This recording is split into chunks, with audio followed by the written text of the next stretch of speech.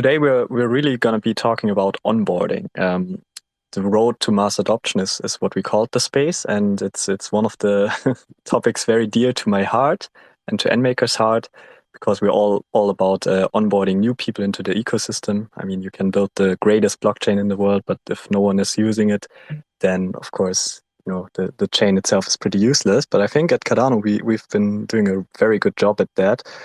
And I'm very excited to be talking about that a little bit about you with you, Charles, and then later open it up to a few other people that want to come on the stage and ask you some questions or so. But before we get into it, very quickly about myself. I'm Patrick. I'm 24. I'm the founder of NMaker. My goal with NMaker is basically to make Cardano development accessible because it is kind of hard for beginners to get into Cardano. Haskell is not the easiest programming language, and many other things are needing some lectures and stuff to get an understanding for it. So I'm trying to make that as easy as possible with NMaker. And so far it has seemed to work out quite well. We made around 20% of all NFTs on Cardano. And now we're finally here to talk with you, Charles. So let's get started. I saw in an interview with you recently that you mentioned that the Cardano NFT space surprised you a lot. So I would love to get some more thoughts about that and ask if you can elaborate on this a little bit. Well, when we first started thinking about the multi-asset standard for Cardano, I was a big fan of color coins, and I remember Chroma Wallet and all the amazing work that was done, some out of Israel and some out of Ukraine in the 2012, 2013. And so there were a lot of questions like, what is the best way of handling a multi-asset ledger? And then when you do that, you kind of break the veil, and you actually have an opinion on how the asset is used. So if you're doing like ERC20, then everything's a smart contract. So if you want to talk about an NFT standard or anything else, it's just a lot of code. When you actually do a native asset standard, you actually have to pre-program it in, whether it's non-fungible or fungible, and how you're going to wire a spending policy on, and these types of things. So when we were first designing it, we were kind of thinking, are there going to be a lot of NFTs? Where would they be useful? And actually, we said, well, there are probably not going to be a lot of NFT projects on Cardano, but they're tremendously useful for identifiers for supply chains, so verified NFTs, and also for unique identities for smart contracts and a lot of things you'd use for concurrency. So we just went ahead and slid it into the standard. We figured that the vast majority of NFTs, air quotes, that would be used on the system would be used that way. And it turned out that actually over, I think, 5 million assets, give or take, have been issued. And there's great projects like Chill Kongs and Ape Society and, Ada Ninjas and Disco Solaris and Goat Tribe and these others that are now out and floating around. And they've all garnered in their own way just huge communities and a lot of passion, a lot of excitement. And what's really also cool is the blending of going from just a collectible to talking about how do you enter into fields like GameFi, the metaverse, and how do you build rich experiences, build NFTs that upgrade over time or are connected by the actions of the player. So it's a really vibrant, really cool ecosystem, and by far, it is probably the most passionate evangelistic part of Cardano. About 40% of projects are NFT related in some way, or GameFi related, or metaverse related in some way, and they're all kind of bundled together. And it's the fastest evolving. We've seen a lot of cool standards and other things come out of it. So it's one of those pleasant surprises, and I'm super glad that when we wrote the native asset standard that we included NFTs. We didn't think it was going to be a big thing, but it turned out to be an overwhelming success, and that's pretty cool. Thanks to all you guys in the community. Yeah, it's quite surprising actually. I mean, we don't even have NFTs for that long, and we already have over 6 million tokens. I just looked it up, and it's just been growing incredibly fast. To me, a friend of mine recently said, which was very interesting, said that the fact that you can issue NFTs without actually having to use a smart contract was very beneficial for the Cardano NFT community. Because essentially people learned about NFTs first before they had like the option to have like all these other platforms like DEXs and so on and interact with them. And I think that's partially the reason why the NFT scene grew so quickly, because there simply wasn't anything else and people were just hungry to do something on Cardano. And yeah, I've just been watching that a lot, and I'm a programmer. I've been interested in the technology and what NFTs can do in the future, because essentially NFTs are just tools to store ownership, right, and to easily transfer ownership, and you can do whatever you like with that. It doesn't have to be about art, even though that's where it often starts, also with gaming in the technology space as well. So I'm just curious, like, what do you think where NFTs will take us in the future? Like, what do you see except maybe supply chain and some of the obvious use cases? Well, one thing that really excites me is that it's an innovation of the first order on intellectual property. So it gives you a completely new way of looking at intellectual property as kind of a programmable object. So instead of the static thing that's constrained to contracts and kind of human relationships, it's actually something that is now machine understandable. It has a machine representation, and it can be embedded into the entire commercial life cycle. So we're at the bare beginning of that with respect to art, music, video, and game assets. The other thing is that it gives us a way of representing the things in the digital world and actually giving them some degree of agency. I, like many others in this industry, grew up with games like EverQuest and World of Warcraft and EVE Online. And I was an EverQuest player. I kind of skipped WoW, but I did play EVE. And there, in all those games, you'd have a situation where you, as a player, invest hundreds, if not thousands, of real life hours to acquire things. And those things are completely connected to just that game. And they're completely connected to your account. They're not really transferable. Even if they are transferable, there's no economy around them. But that's kind of silly because anytime a human being is willing to spend thousands of hours of their lives doing something, there's real value there because of the scarcity of time. So when you look at NFTs as a game developer, you look at NFTs as an economy builder, as a growth marketer, or just in the sense of intellectual property, it's another tool in your bag of things you potentially could use to build a community, incentivize a community, have a different kind of relationship with your community. And it could be as simple as, okay, I'm a rock star, like I'm Metallica, or I'm the Rolling Stones, or a modern band like I don't know, Justin Bieber. And there you have a scarcity issue where you have limited time between shows to spend time with your fans. So how do you prioritize spending time with your community for backstage access or special dinners or these types of things? Currently, it's an economic concern. It's pay to play. Whoever pays the most gets it. But that actually might be selling you short. Well, what if you had a situation where when a person attends your concert, each and every one of them gets a badge represented by an NFT, and then you can use that for a random lottery for who gets to go backstage. And then what you've done is you've now created a direct commercial channel with your fan base, and now you can actually sell them things through it. They can vote for things through it, and they're verified concert goers, and then you can upsell them on a whole bunch of things. So, that's a very simple idea, but it gives you a sense to start imagining. And what's going to happen over time is we're going to see entire business models be constructed this way, and it's going to create a lot more liquidity for artists, a lot more liquidity for game developers, for musicians, and other creatives. And then eventually it'll work its way into non-art fields, like, for example, intellectual property for patents. So what if you're a drug company and you want to create some liquidity for your patent portfolio because you're doing deep R&D and you haven't really gotten through your clinical trials yet? Ordinarily, you'd go to a venture capitalist, and they give you usurious rates for equity, and you kind of have to give away half the company to be able to get to FDA approval. But what if you could tokenize your entire patent portfolio and represent the patents as NFTs, and they have right to royalties of future and current earnings, and then prediction markets can form for these types of things, and you get some money up front.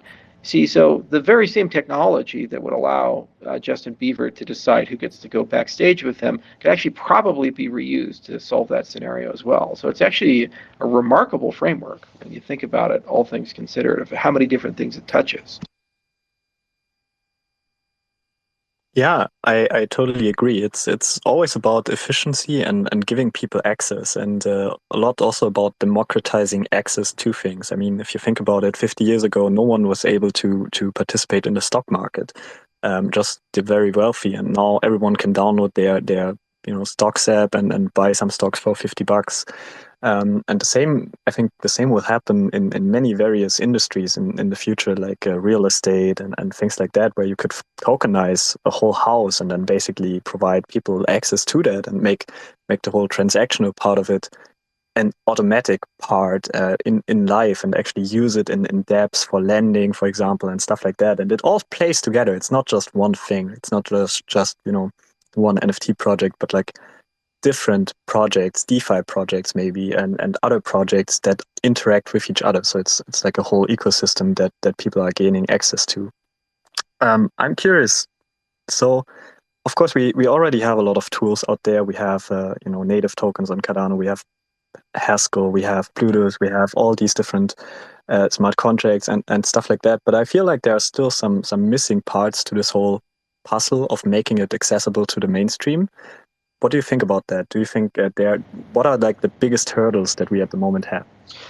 Well, there needs to be a standards-driven process for the issuance visualization, the batching, the management, and the binding, including metadata, and the linkage of identity and ownership, chain of custody to NFTs. And part of that is a technological question. And we've certainly, as an ecosystem, made great strides. And part of that is a standards-driven question where you just have to get consensus and agree. And every ecosystem has to do its thing to facilitate that. And there's already been a lot of things through the SIP process that have started bubbling up. And one of the things that excites me a lot is that, Cardano, we're moving very aggressively towards creating a members-based organization. Now, part of that organization to be successful is having a project and programs committee and also having committees to represent the commercial interests of the ecosystem, which is something that we've frankly been lacking because there's no mechanism for people to engage in an objective way. IO has a particular view, as does Emergo, but we're for-profit entities, and so obviously that view is biased towards our commercial interests. And the foundation is not a members-based organization, so it's very difficult at the moment for the community to integrate into it. So having an MBO that has that facility means that then NFT builders can actually have low latency, highly productive conversations about what standards are required, what technology is required. From our part, Plutus continues to evolve, as does Cardano's capabilities. It's easier today, post-Fossil, to issue NFTs on the platform than ever before, and there's a lot more cool things that you can do. Another thing that we're really pushing for is there will be some notion of voting keys and rep certificates, similar to what DREPs have with Catalyst on chain at some point. So going from 2 keys of value and a staking key to 3, value staking and voting. We've been trying to figure out the best way of doing this to reuse a lot of the infrastructure for staking. But the minute you have that, any asset has those 3 addresses. That's a native asset, not just ADA. So conceivably, that would allow democracy, voting, and social elements, governance elements to start working their way into the NFT holder space. And a lot of really cool things could be built from that. So I'm pretty excited. I'm pretty bullish given that the MBO can give us a direct channel, and then also the governance tools can actually be brought into the native asset space, and NFTs can have some agency in that respect. I'm also really excited to see things like JPEG Store and the others kind of work their way through. And we're starting to get to a point where we're starting to get really good ideas about how to trade and store these things, how to visualize these things. And it'd be really fun to have that integrated into Lace Wallet when Lace Wallet comes out. So then it makes it easier for people to hold and trade and so forth. Prediction is also another thing of, what I mean by that is having people who are NFT enthusiasts be able to ask for certain NFT drops to be done or certain things to be created. Like a long time ago, I saw some kind of nifty NFTs that were doing like 3D renderings of my office and other things like that. And I'd love to see an entire city or entire, all of Cardano be kind of rendered that way. And that would be fun. So there's just a lot of that where, it's a 2-way relationship instead of a 1-way, where a project creator has to kind of predict what people want, push to them. It'd be a lot cooler if with a community you can kind of create a request system and that can be aggregated somehow. So We're the builder side. We just worry about protocol level stuff and capabilities and what can Plutus do and what can the native asset standard do and so forth. What we need is a product backlog from the consumer side, which is the NFT projects of what do they want to prioritize and what would be most interesting to them and what business models do they want to pursue. And our hope is that we can accommodate as in the project and get that out quickly. That's a very, very long and interesting answer. I want to talk quickly about the MBO and in general groups forming to discuss certain standards and stuff like that, because I feel like that's actually something where the Cardano space has been very, very good at. I mean, Alessandro back in the day launched the very first metadata standard for NFTs, and of course he kind of did it alone because there simply were no NFTs on Cardano before that. And since then, what I've seen is that the community has really come together, and now we even have this Cardano NFT Guild, which is meeting, I think, bi-weekly, and everyone is presenting new ideas there. And I think we have prominent members from all the major, minters out there, like Ada Anvil or JPEG Store, of course, and all the others.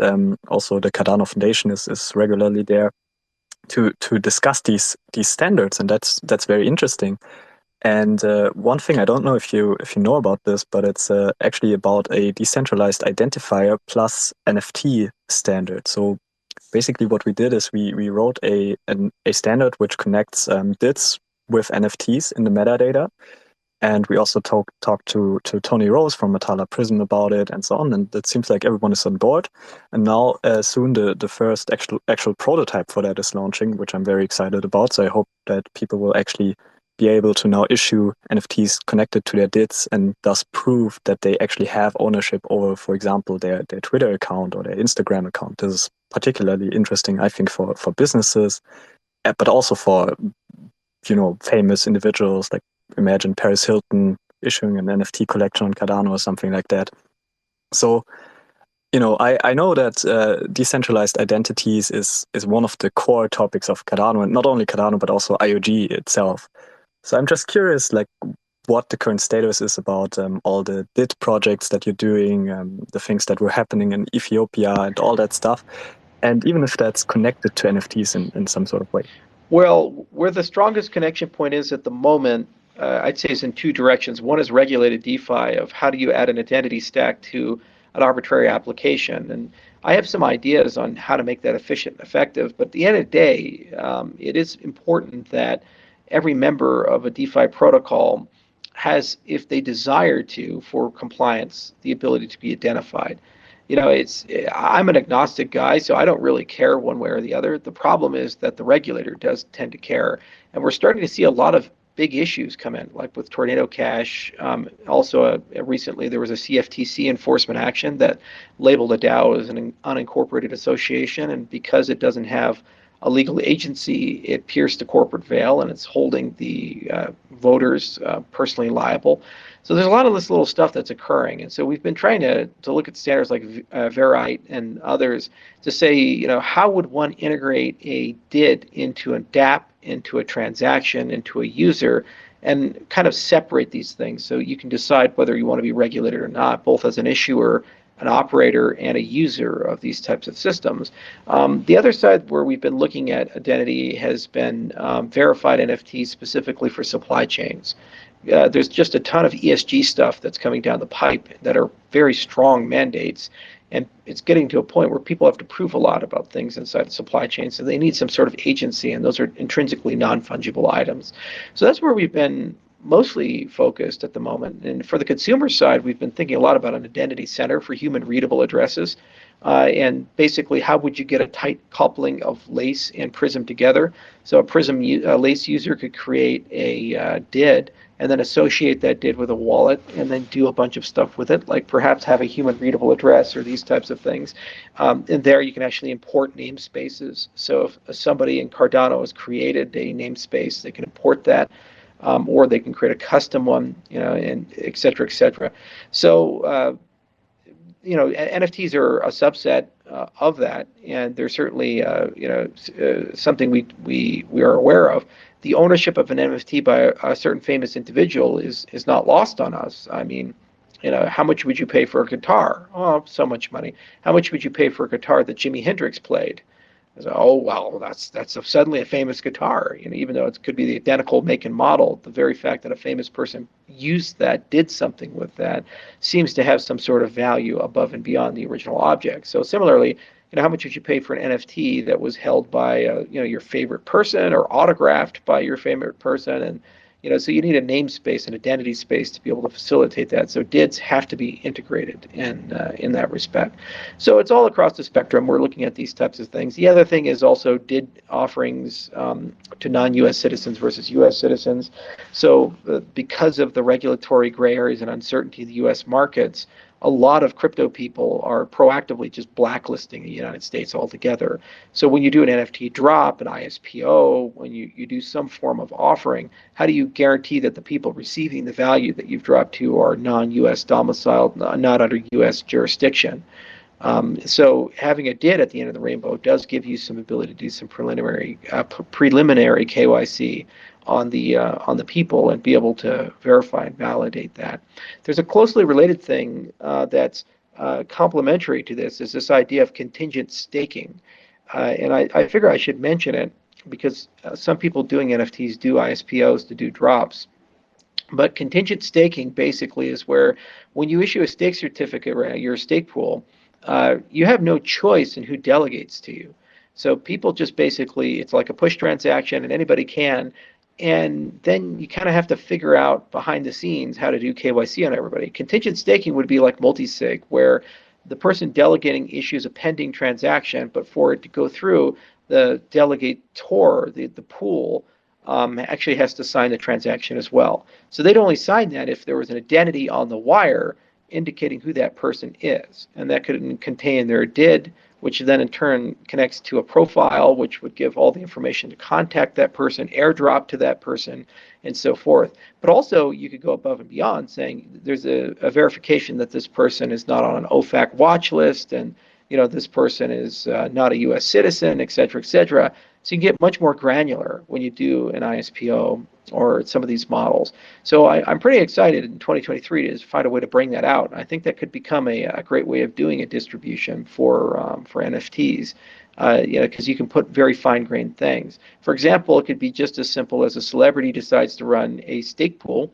and then they want to do an NFT drop.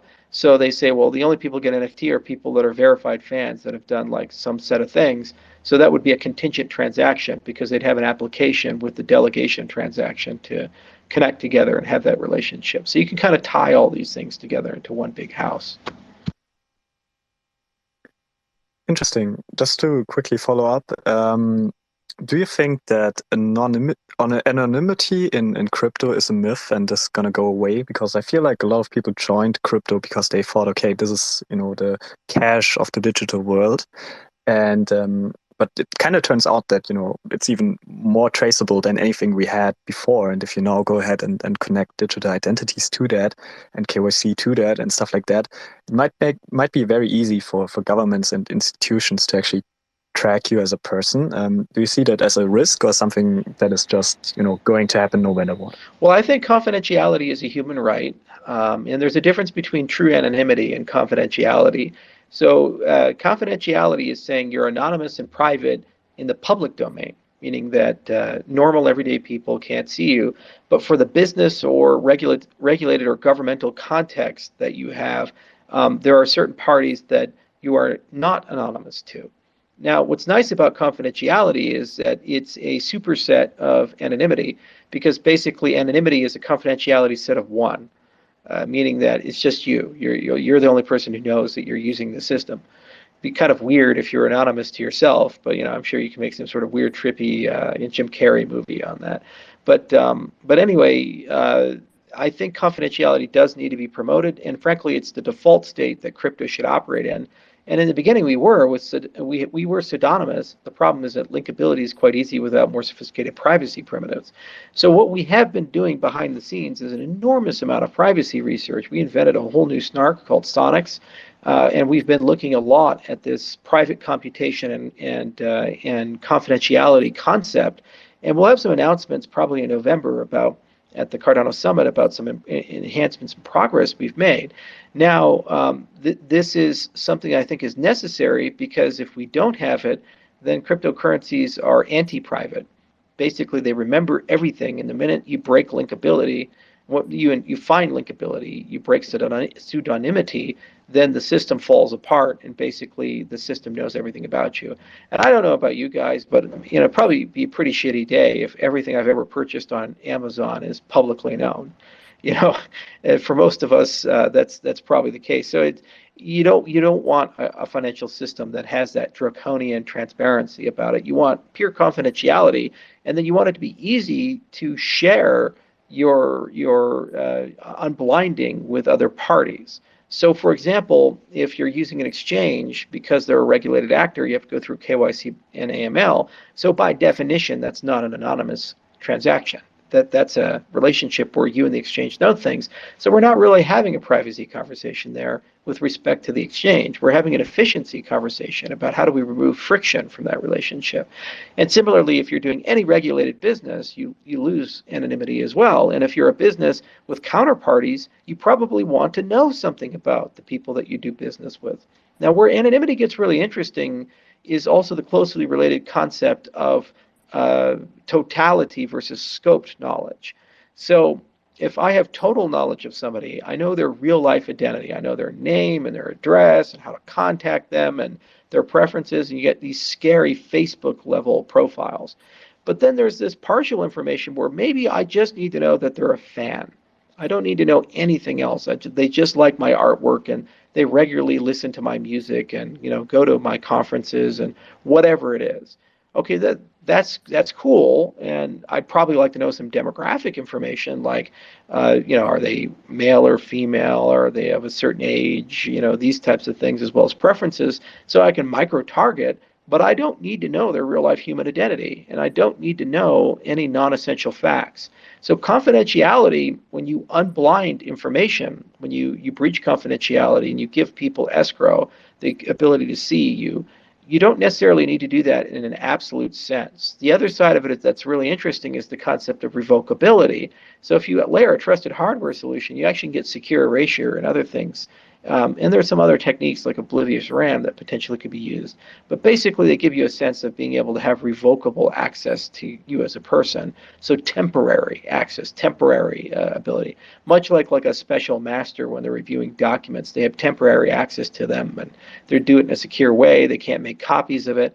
And then after they're done, they can't see it anymore. So you have plausible deniability on those records.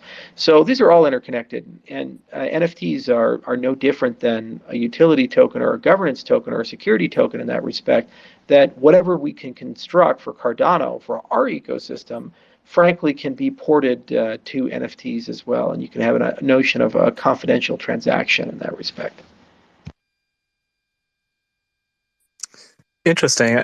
Your answers are so long, I don't even know where to pick up because you brought up so many interesting topics, but very good answer. Thank you very much for that. And I agree with everything you said there. Now let's jump the topic a little bit because I personally have been following you for quite a while, starting in 2017, and I know that one of your big passions, of course, is gaming. And you opened a gaming company, and I also know that there was this game, you also mentioned it earlier, I think, being made at the moment, Crypto Bison. Do you have any updates on that for us? So we're working in partnership with SeaWorld, and actually there's one of SeaWorld's executives here, Josh Miller. He's a good old friend of mine. We used to work together when he was at IO, and then he took the promotion, and now he's working for a sister company, and he does some great work in the NFT space. But the short and long is that basically what we wanted to do was create a game that allowed people with an access token, so an NFT to access, to have an avatar, in this case a bison, and that as you grow in the game, your NFT grows, and then the set of things that you can do enhances. So that was the first design goal. The second design goal was to say, could we have a creative versus destructive game world. I'm a huge fan of Minecraft, and what was so fun about Minecraft was Minecraft is ultimately about constructing things, building things. There's certainly some destructive elements to the game, but at the end of the day, people play because they want to show off the things that they've built. So we wanted to create a game where you make music, and even if you're not a musician, you'd have a capacity to do that, and somehow that music generation capacity is connected to the NFT that you have that represents you, and that the more you do it, the more interesting things you can compose, and then eventually that we could put a social component because music is like this, where you can form a band, and if you have bands, then the bands can fight each other through some sort of PvP process. So it's a staged release, but I think it's going to be a really cool thing because it kind of pushes the state of the art of what NFTs can do, and also it allows us to really think carefully about gameplay mechanics like PvP, and then ultimately, every time you create a composition, that composition is actual intellectual property, which means that your NFTs create NFTs, and those are player-constructed NFTs that have economic agency. What's really cool then is when you do a PvP with that kind of a setup, the PvP can actually have real stakes. Like, could you imagine a band war where you work really hard, you create these beautiful compositions, you fight each other, and then the loser loses his intellectual property for his song? So that's some pretty high stakes. It's like hardcore mode with Diablo 2. We're certainly working on it, and there's a nice handover to SeaWorld, and I think they're going to do a phenomenal job figuring out how to bring that to market and really build a great community around it and do some cool things with it. The other thing is that it along the way will likely create lots of cool standards. Like, for example, I wanted to have portable NFTs. Like, I thought it'd be really cool to do metaverse partnerships with that game, where you'd have your crypto bison NFT, you have costumes you can dress it up in, a whole bunch of ways you can visualize it. But guess what? We can go make a deal with Cornucopias or Drunken Dragons or any of these other metaverse plays and basically say, hey, can I import my crypto bison NFT into your world? And now it looks like an 8-bit character or an Unreal 5 rendered beautiful three-dimensional character. And then you actually can buy costumes inside that world and do microtransactions inside that world. And then other people, because there's now an open standard for this, can actually build their own crypto bison game. So it's kind of like the modding community. People tend to enhance games and change games, but they don't get to take their favorite characters from a video game and build their own game around that, or the customers of another video game build them around. Like, I'm a huge Baldur's Gate fan, but Wizards of the Coast isn't going to let me take Minsk or Jazeera or Edwin and make my own game and import them. They'll sue me tomorrow. But in this situation with Crypto Bison, all the value is kind of player driven and they own those assets. So whatever they do with it, they can take it and import it. And then you as a game developer can decide what that means, how that's visualized, what gameplay mechanics. So there's actually the Crypto Bison universe in that respect. And basically fan fiction is canon in that respect. So that's a new model for NFTs and GameFi. And I'm super excited to see where that goes and how that gets handled by the people. It's extremely exciting. It's like a next level modding and really next level ownership over the games, and such a direct connection between the players and actually the game developers and game creators. So I can't wait what you're doing with Crypto Bison. So I'm in close contact with Josh, and I've been very happy to hear the news about SeaWorld, and I think everything that's going on there is very, very exciting. But I was wondering, because I feel like to the community, SeaWorld is still kind of an enigma. No one really knows what's going on. If you could shed some light on that. I also asked Josh for permission, so go ahead.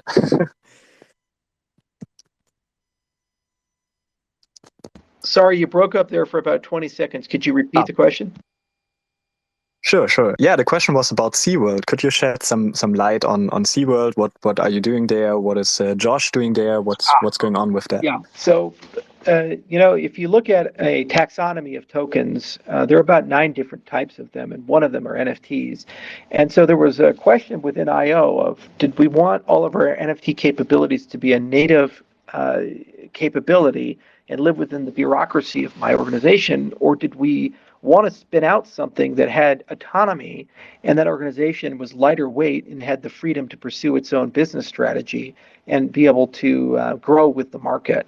So we thought for NFTs, it would be really cool if we could do a company where it was a partially owned company instead of a wholly owned, and actually spin it out and have its own basically tiger team to go and do some interesting things and collaborate with the community. And it would ideally be able to move a lot faster than input output would as a steward of Cardano, and also have a lot more autonomy in how it pursues things.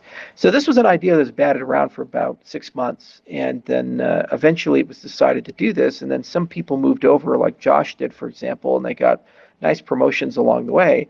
And what's cool is SeaWorld is kind of navigating a lot of really cool verticals and areas. But I'm not going to spill the beans on those unless Josh is willing to do so. So if you guys make him a speaker, he's more than welcome to talk about SeaWorld. But I'll just say from our perspective, on the IO perspective, it's a great collaboration, because what we can do is incubate and innovate a bit, and then we can throw it over the fence to them and have them figure out how they want to bring it to market. And they have a lot more autonomy and freedom on how to bring products to market and negotiate with people in the ecosystem.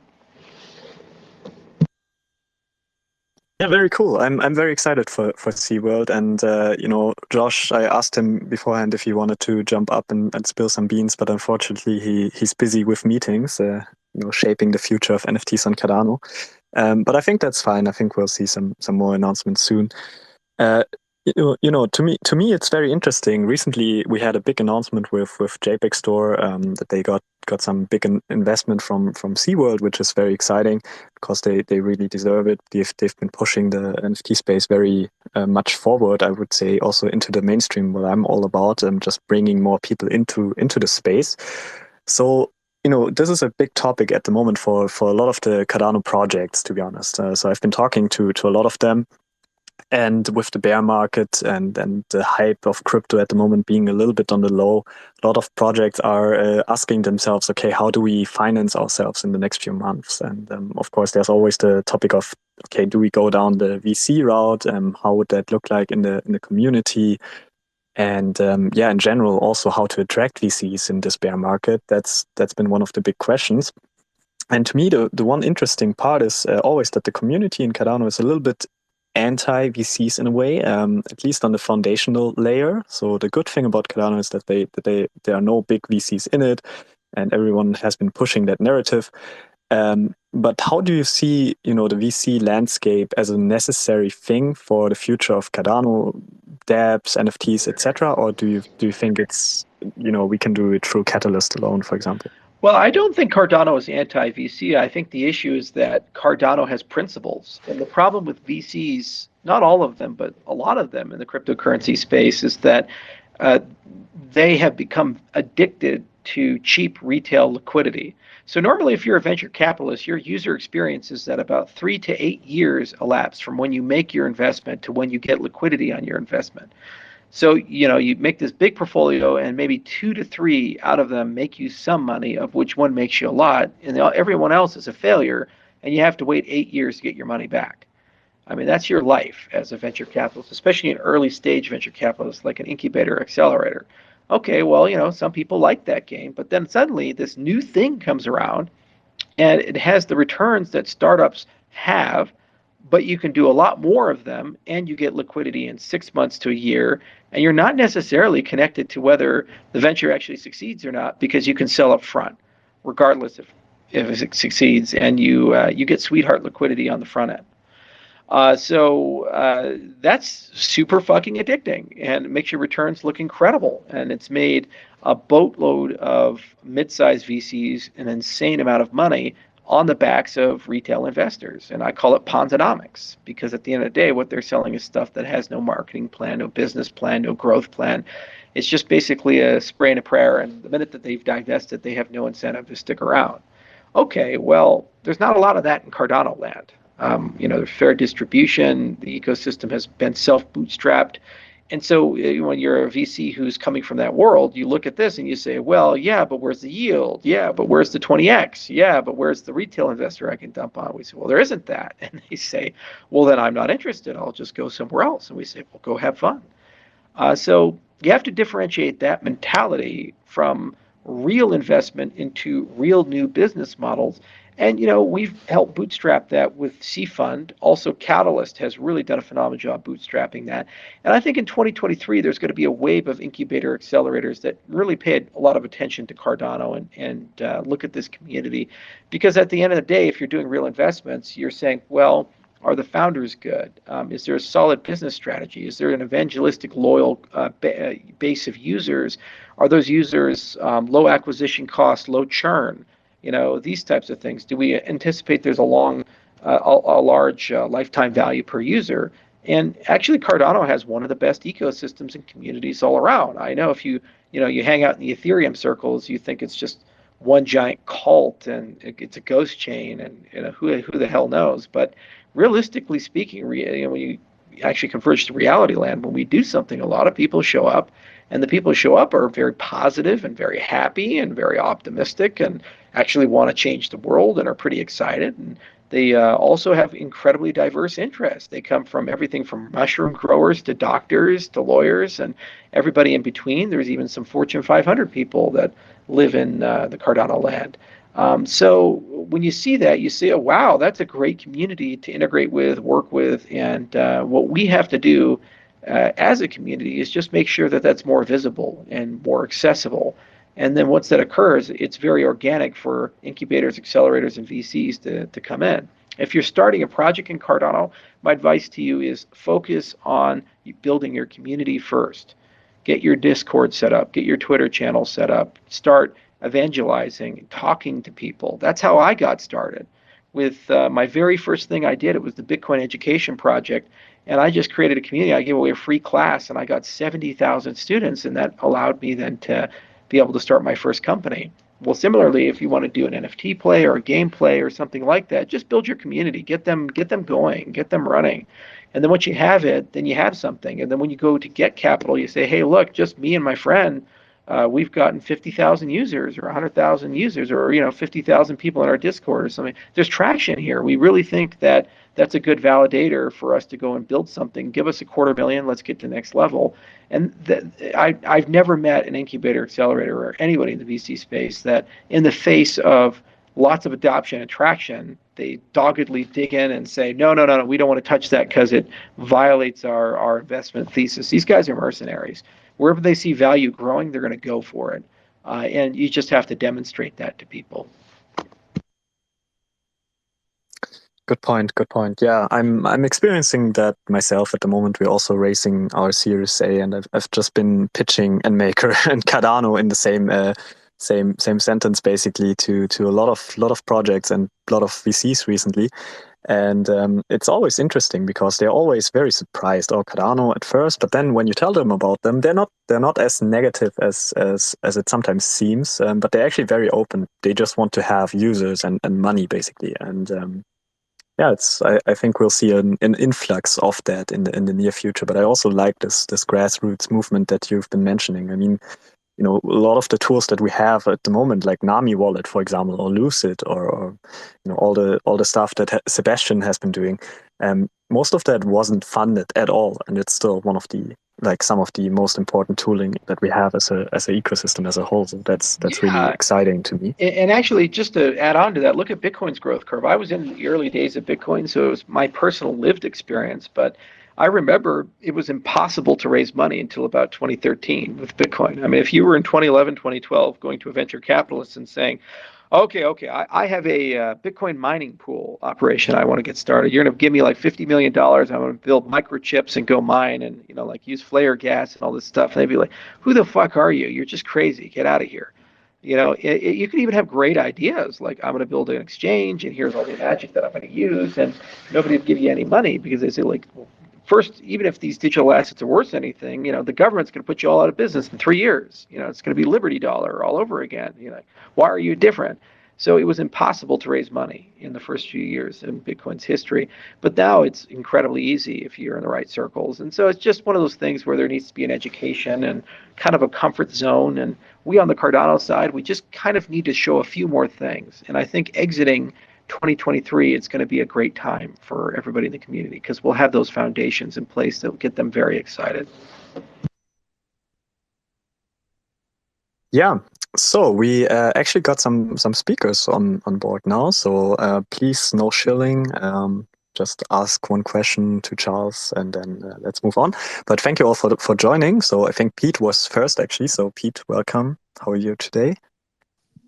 I'm good, Patrick. Thank you for having me on the space. I've just got two questions, one really quick one for you, and then over to Charles. So first off, Patrick, you mentioned Paris Hilton a little bit earlier. Are you a closet Paris Hilton fan, or do you know something we don't know? Is she launching an NFT collection with the NMKR, I or are you wish. just a super fan? No, I wish. I'm neither a fan nor is she launching anything with NMaker. At least not yet.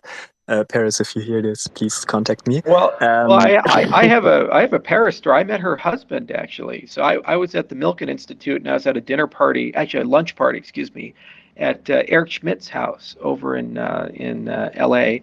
And Paris Hilton's husband happened to be there, and I talked to him for like 20 minutes, having no idea that he was married to Paris Hilton. And then he mentioned it offhand. I was like, oh, okay.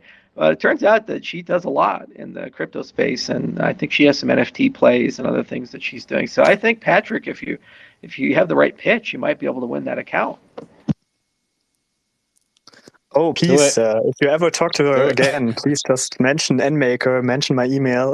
That would be amazing. I want to get Paris Hilton to Cardano. Then finally, I can convince all the people that want to see digital identities plus NFTs. But yeah, Pete, go ahead. Right. That sounds really good. Okay. My second question was to Charles, and it's around your project with putting NFT ownerships with your bison. I was talking to Adrian at our Cardano meetup here in Brisbane, and he was talking about some of the problems that you guys are trying to solve around the transfer of ownership of the bison along with the NFTs, and also all these other issues that you're having. Can you talk a little bit about that if you can? And what other issues are you coming up with when going through this process? Oh, that's a great question, Pete. So I have 500 bison, give or take, and then it goes up and down depending on it's rut season, hunting season, et cetera, et cetera. But basically, one of the things we wanted to do was connect a real life asset to an NFT. So there were kind of two broad design paths. One I mentioned previously with the PvP mechanics and the metaverse mechanics and the portability and the idea that NFTs level up and these things. And I thought that would be cool to explore. The other is the physicalization of digital assets, where you basically have a real life representation of that NFT, and it's somehow connected to that. And there's statefulness. So the real life asset acts as an oracle to the NFT, and when things happen to the real life asset, the visualization of the NFT changes. So in the case of the crypto bison, as the bison die, then they go from visualized as a living bison to a ghost bison. Just as an example. Now, the challenge is that you actually have to figure out a way to inject that into the state of the game world, and then there's also finiteness there. So the first set of challenges, those are access tokens. So you just buy it from a vending machine, and then you have access to the game. So you send some ADA and it mints an NFT, and then you use the NFT to access the game. There's an unlimited supply of that. So there's not a notion of scarcity from the perspective of the supply of the NFTs. There's a scarcity from the use and utility of the NFTs. So what have you done with it in that respect? Just like anybody can create a WoW account, anybody can create a WoW character, but WoW characters become unique as you invest hundreds to thousands of hours into them, and it's very hard to replicate what you've done in that respect. Okay, so when you introduce a scarcity mechanic on top of it, meaning that they actually are connected to a real life item, then that's cool because you can get the best elements of NFTs where they have NFT drops and there's like one of a 500 or something like that, and it's a real life thing. But ultimately, that asset will have the same gameplay mechanics as the rest of them. Now, where it gets really interesting is, will people value that? And I thought about my own experience. Like, I'm a big fan of League of Legends, and Riot is the maker of that game. And there's certain characters that I play, for example, Zillion and others. And there's limited edition skins, and I can't buy them. And I was thinking to myself, like, man, if I could buy this limited edition skin for Zillion, I'd probably pay like $100 for it because I think it's a really cool skin, and I can't get it, even though when it was sold, it was only like $5. So limited edition actually does have a lot of impact, and it's something that I think would be really cool to introduce. And the fact that it is actually connected to a real life object, a bison, means that in the process of doing that, we can actually construct a standard for how to connect a living animal to an NFT. So you have a digital representation, and then you have a physical representation in that respect.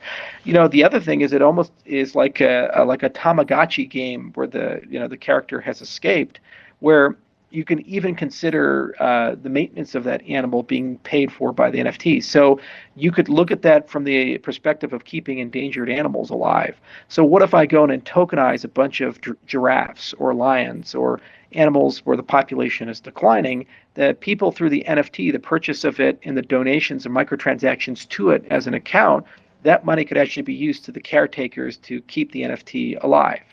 And the longer it lives, maybe the more value it produces. And if it dies, the revenue stream is lost to the caretakers. So it actually creates a community collective incentive for keeping animals alive. So there was actually a project we looked at years ago in Ethiopia called Linnaeus that was exploring this. So actually what we do with Crypto Bison would create a framework to make such things possible. And then other entrepreneurs could do that. So I really look at Crypto Bison as kind of a pedagogical project where we learn along the way basically how to do a lot of stuff, and then we open source all that stuff so that the community can use that as a building block and then grow from that and basically come up with their own business models from it. Thanks for that, Charles. It sounds like quite an interesting framework and foundation that you're building out for a lot of other people that are interested in doing similar things. Thanks for that. Cool. So before we go to the next question, I have an update on the Paris Hilton situation. Someone who has direct contact with Paris Hilton just DM'd me and told me they're going to try to get her to come to Cardano. So we'll see how that goes. This is amazing. Awesome, Patrick. It is. It really is. Yeah, so I think next up was AdaQuest. Yeah, right. Thank you, Patrick. And just a short one. Charles, we, as the Project Catalyst game project funded, we heard in your latest space you talk about Lace, which is coming, I think, this November at a beta version or something like this. And you talk, a lot about bots and avoiding them in games. And as a game developer, we are, of course, very keen to know a little bit more about this. Can you be so nice and tell something about this? Yeah, so Lace is going to have a dApp store, and it's going to be easy for people to get their Cardano dApps, whether they be games or other things, in that store. And what's magical about that dApp store is being able to integrate security and performance and other requirements and through a certification process. So we'll have a big announcement, show lots of cool stuff at the Rare Bloom event in October, and the beta will open up and we'll kind of roll people in slowly. But then over time, we'll be able to pull everything together. Then in terms of partnerships, for certain people who really want a tight relationship with Lace, one of the things, because it's commercial software, we can actually build special modules for whether it be a lending center for Possessia or like a marketplace for JPEG Store. So if you're a particularly high value game and you want to get access to large customer base that Lace is going to have and use it as a launcher for the game or a back-end wallet for the game or these types of things, there is a commercial team for Lace, and at Rare Bloom will make it very easy for people to contact that team, and we can, on a case-by-case basis, talk about it. So you kind of have a menu of options. You have a dApp store that anybody can use and anybody can launch a dApp into, and then there's a case-by-case commercial cases that can be made for tighter integrations for special centers to augment and add capabilities to Lace, depending upon the venture. Does that make sense? Yeah, okay. Thank you very, very much, and we are looking forward to it. Thank you, AdaQuest. Yeah, great. The space is really filling up with great questions. I think, Charles, you probably have a hard cut in 5 minutes, so I'll try to keep it short. But we do have three more speakers actually, so let's try to get through them. I think next up was actually Cardano Salad. Nice to have you. Hey, thanks, Patrick. Look, I'll be quick. Understand we've got the hard cut off, But Patrick, look, just very quickly, I was actually at a party with Paris Hilton last Christmas, just around Christmas time last year. And she asked me if I could introduce her to you. She said, I've heard about this Patrick Tobler guy. Do you know him, please? If you can get me an invite. So, look, definitely, yeah, go ahead with your DMs, but I'll catch up with you in the week. We might be able to sort something there, mate. But Charles, my question, once I've finished matchmaking for Patrick, my question was: there's been a lot of conversations this week about cross-chain capabilities, and some really positive conversations, some not so positive conversations have sort of been born on Twitter this week, kind of where we've had some influencer accounts and other communities from Solana and Ethereum make their way into Cardano. And in the vast majority of it, I mean, a good 90%, it's been fucking cool to see. It's been positive. It's been nice to see some bridges built, but it has raised some good questions about interoperability. So it's kind of a two-pronged question. Firstly, are you guys at IOG, or you as an individual and the people you're speaking to, are you having conversations about cross-chain interoperability for Cardano? And secondly, if you are, what chains do you see that working on? What chains outside of Cardano do you think are doing good stuff in the blockchain space at the minute? That's a great question, and frankly, it's a requirement for third-generation cryptocurrency. You know, I said scalability, sustainability, and interoperability. So it's one of the pillars. And you know, we've been a leader in the industry at writing papers, kind of explaining how cross-chain communication protocols ought to work. Like we wrote a paper, an SOK paper, kind of explaining inter-blockchain communication, what you can't do. We created NEPA POWs to basically create concise sidechains and proofs for proof of work, and then we wrote proofs of proof of stake. We wrote proof of stake sidechains, and then it's been followed on by DNS Syndros to do proof of stake at Stanford.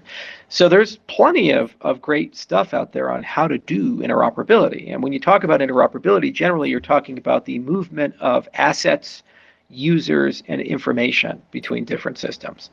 So I'd love standards to emerge, and there's certainly candidates like the Interledger idea that was for a while batted around the W3C. There was the IBC standard and Cosmos, and we see parachains with Polkadot. So I think there's two levels of interoperability. There's one, can your protocol speak other protocol? And that's very useful for wrapped assets. And usually it's quite easy to do with a smart contract bridge. And it doesn't require a lot of hard work, but the problem is the bridges tend to be very fragile, and they tend to be hacked all the time. In fact, the only time in my entire life in this industry I've lost money was on the Nomad hack, because that was the bridge that was used for stable coins onto Milkamada for Wing Riders. And we had a position there, and we lost all the stable coins because they became unbacked after the bridge was liquidated. So, you know, just even touching Ethereum, I got the hack herpes, and that was really shitty and sad, because it was more than $10 million. So you know, these things, they do come up and they happen, and we always are open to talk to people. The problem is that protocol to protocol level conversations where you actually want to coordinate, collaborate. You guys saw it on Twitter yesterday night. You have a core developer of Ethereum basically admit publicly he doesn't care at all about our technology and has no desire to look at it because he doesn't like me. Okay, so that's the state of affairs and the level of maturity with a lot of these core dev teams. I think we'll have significantly better luck talking to the Polkadot core team, the Near Protocol, Tezos, Algorand. These teams seem to be a bit more mature.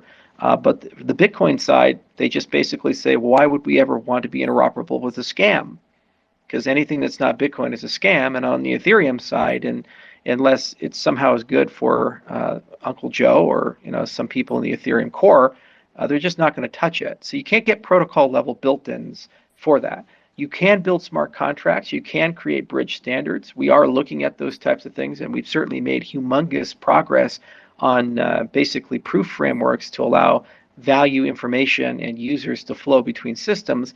And actually, frankly, if cryptocurrencies are constructed properly, they shouldn't require permission or collaboration with the core teams in order to be able to build interoperability. Then there's interoperability on the infrastructure side. And Lace Wallet, one of the things I'm looking at is, can I get Firefly to work on the back end? In which case we can create a self-serve listing model, similar to how Ledger Live or Rosetta has with Coinbase, where third-party tokens, if they want to be listed on Lace, all they have to do is just integrate against Firefly, and then we can just drag them in and support them. And there's a whole beautiful story with containerization to make that easy, and the DevOps side is very easy for us, and so forth. So that's something I really would love to explore. And then it'd be very easy to do the obvious candidates, like get Ethereum support and Bitcoin support alongside Cardano and Cardano native assets. And then we can just go talk to the other communities and say, does it make sense to get DOT support and get Polkadot? And does it make sense to do IOTA? Does it make sense to do all these other things? And if they can integrate against Firefly, then it's actually trivial for us to add that support into the system. So we're definitely looking at these things, and we're definitely thinking about these things. And we have written more papers than I think any company in this space, and we've proved more interesting things about what you can and cannot do with interchain communication. In fact, those papers are being now implemented and integrated, like Fly Client was integrated, which is a derivative of NEPA POWs, into Zcash. And it's also being integrated into Ergo and so forth. So we're actually starting to see some adoption at the periphery in this respect. Unfortunately, we just do not have a end-to-end story about interoperability yet. We don't have our Wi-Fi moment.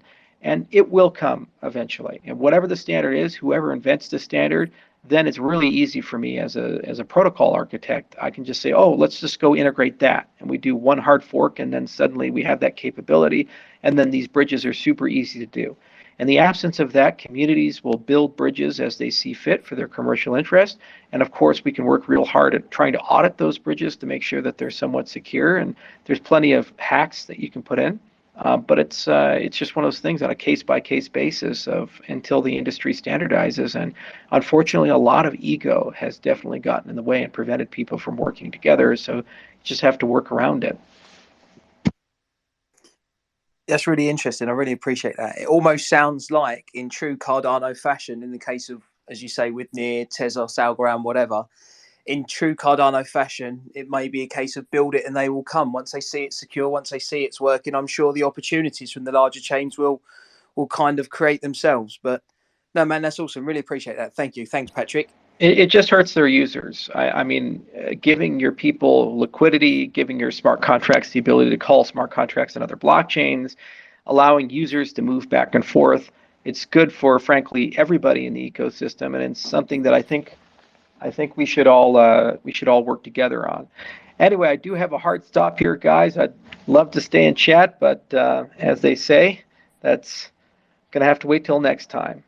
Guys, thank you so much for setting this all up for me. Thank you, Charles. And one last thing, maybe. You still have a selfie of us two from Consensus on your phone. So if you ever find the chance, please mint it and send it to me. Absolutely. Thank you. But anyways, thank you for joining. Cheers. Bye, Charles. Hey, everyone. Thanks for joining. Sorry you guys didn't get to speak. You guys were so close, Hosky and Monad. But thanks for everybody for joining. I don't know, Patrick, if you want to keep going on the space. We have so many great people for the community here. But if not, we can end the space. Yeah, let's keep going for a few more minutes, maybe. I just wanted to add something actually to the interoperability bit, because I recently went and had lunch with the founder of the IOTA cryptocurrency, actually. And that was quite interesting, because I feel like, we need to build social bridges first before we build the actual bridges, the technical bridges. And I'm always up for, bringing more people into the space. And I see that many different, cryptocurrencies have different advantages. So I try to figure out, okay, which ones to actually offer something different than Cardano. And there might be some which do not do that, but there are others which definitely do that. And I feel like IOTA is one of them. So I'm excited for some future announcements regarding Cardano, IOTA, NMKR collaborations, and hopefully also a Twitter space very soon. But yeah, I don't know who was next, either Hosky or Monad, but always great to talk to. Monad and Hosky. Okay, cool.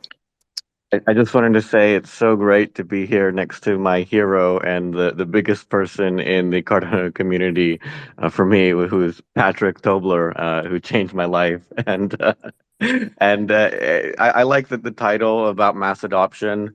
I think, Patrick, you know this, but for anyone who's not familiar, um, when I saw the first version of NMaker, I got so excited because I thought finally there's something, even though it wasn't really a DApp, right, that people can actually use Cardano for beyond sending currency back and forth. And I think it's a really fitting topic for this idea of mass adoption. I was hoping to maybe ask about Marlowe and how do we, in some ways, the fact that 40% of Cardano projects are NFT projects is great, but it's also, I think, negatively, it's like it's so easy to mint an NFT collection on Cardano that we're just inundated with them. And if there's a positive takeaway from that, it's how do we look at developing infrastructure and dev tooling and other kinds of things to lower the bar so that it's much easier to deploy and work on Cardano than it currently is.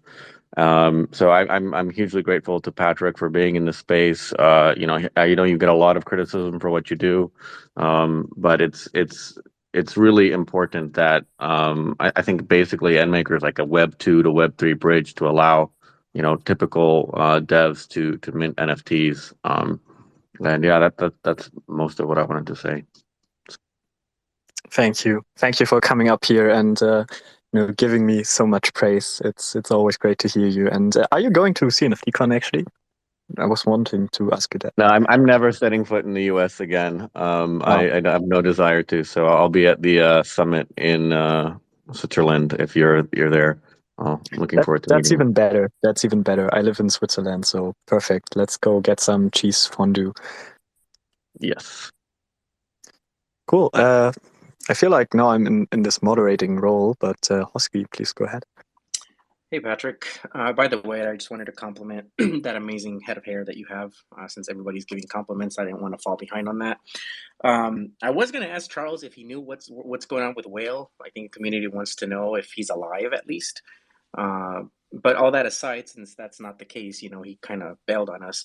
I just had a question for you. You mentioned that you minted the FIFA NFT on Algorand. I actually, because of your tweet, I went and minted one as well. What did you get?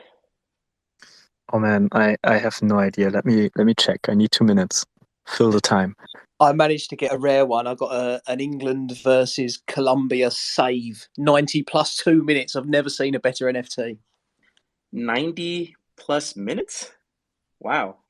It's an extra time save. It doesn't get better, honestly.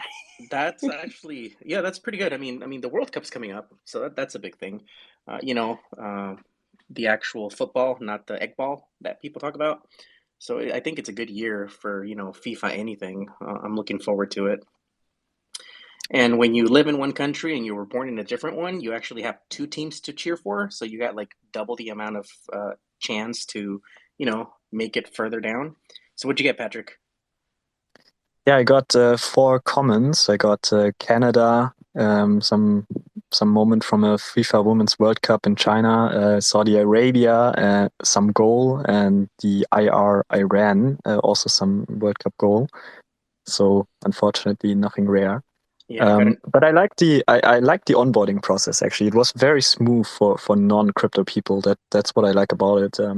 It's very good for onboarding, but I'm extremely surprised that they haven't sold more, to be honest, because I mean it's official FIFA, and you don't have to have any sort of wallet. And I've been getting this like targeted to my Instagram account like 5 times now, so I just had to buy it at some point.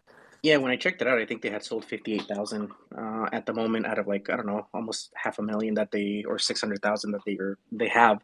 And yeah, the process was simple. You literally give them your email, register for an account, verify, then you're taken right into the payment screen where you can pay, I believe it was USDC, or you could use your card. So yeah, the onboarding process there was definitely one of the easiest. There were no seaplanes or smiling dogs or cats, so that was nice. You should probably talk to them about their process so we don't have to deal with seaplanes. You don't have to deal with seaplanes anymore. You now have to deal with clouds and horses and stuff like that. So seaplanes are the least of your worry, to be honest. And yeah, maybe I should fly to CNFTCon in a seaplane or something like that. Thank you. Cool. That's all I wanted to talk about. Thanks, Patrick. Appreciate everything you do for the space. Thank you, Hosky, and looking forward to seeing you soon again. We actually have Quantum Pi in here, or Quantumplation, actually Pi, aka Quantumplation in here, from SundaySwap. And I think it's a very good idea to maybe talk about some of the stuff that you have been doing behind the scenes, and also some of the stuff that we have been doing together behind the scenes, if you want to. Yeah. So first off, Patrick, thanks for having me up, and thanks for the great space. I only get to listen to part of it because I was out doing chores, but what I heard was really great.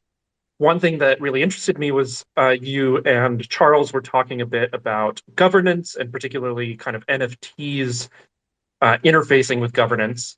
I was going to ask if you had any thoughts on that. Obviously, at Sunday, we're running our testnet governance portal. We kind of are very proud of that. And one of the things that we support with that is, interesting voting models when it comes to integrating with NFTs. So I was just, I wanted to give you, originally Charles, but he's gone now. And so I wanted to give you the opportunity to talk about your views on that, and then maybe talk about anything else that you might want to talk about.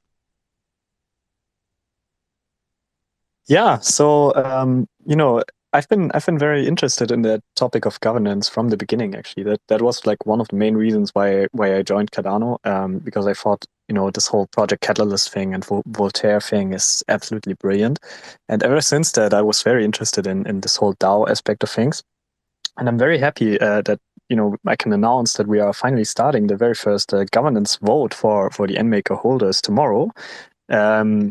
Which is about our ISPO distributions. I'm writing a blog post for that, and I have been writing that blog post, I think, for the last week or so. It's taking me way longer than I expected.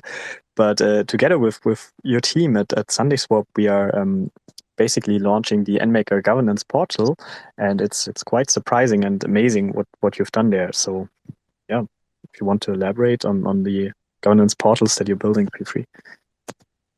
Yeah, I mean, I'll keep shilling to a minimum because that's not really what this space is about. But one of the things Fair that enough. we kept in mind when we were building our governance portal was that this would be a really valuable tool for other projects building on Cardano. And so we've designed it from the ground up to support that. And I'm really excited that you're one of the first projects that's going to launch that. I talked to you a few weeks ago, and you wanted to move very quickly. So you're going to launch even before our mainnet governance does. So really excited about that. Have you voted for your favorite ice cream flavor? Of course I have. Cool. All right. Well, that's all from me. So if anybody else wants speaker, I see somebody else join. So I'll give up the mic.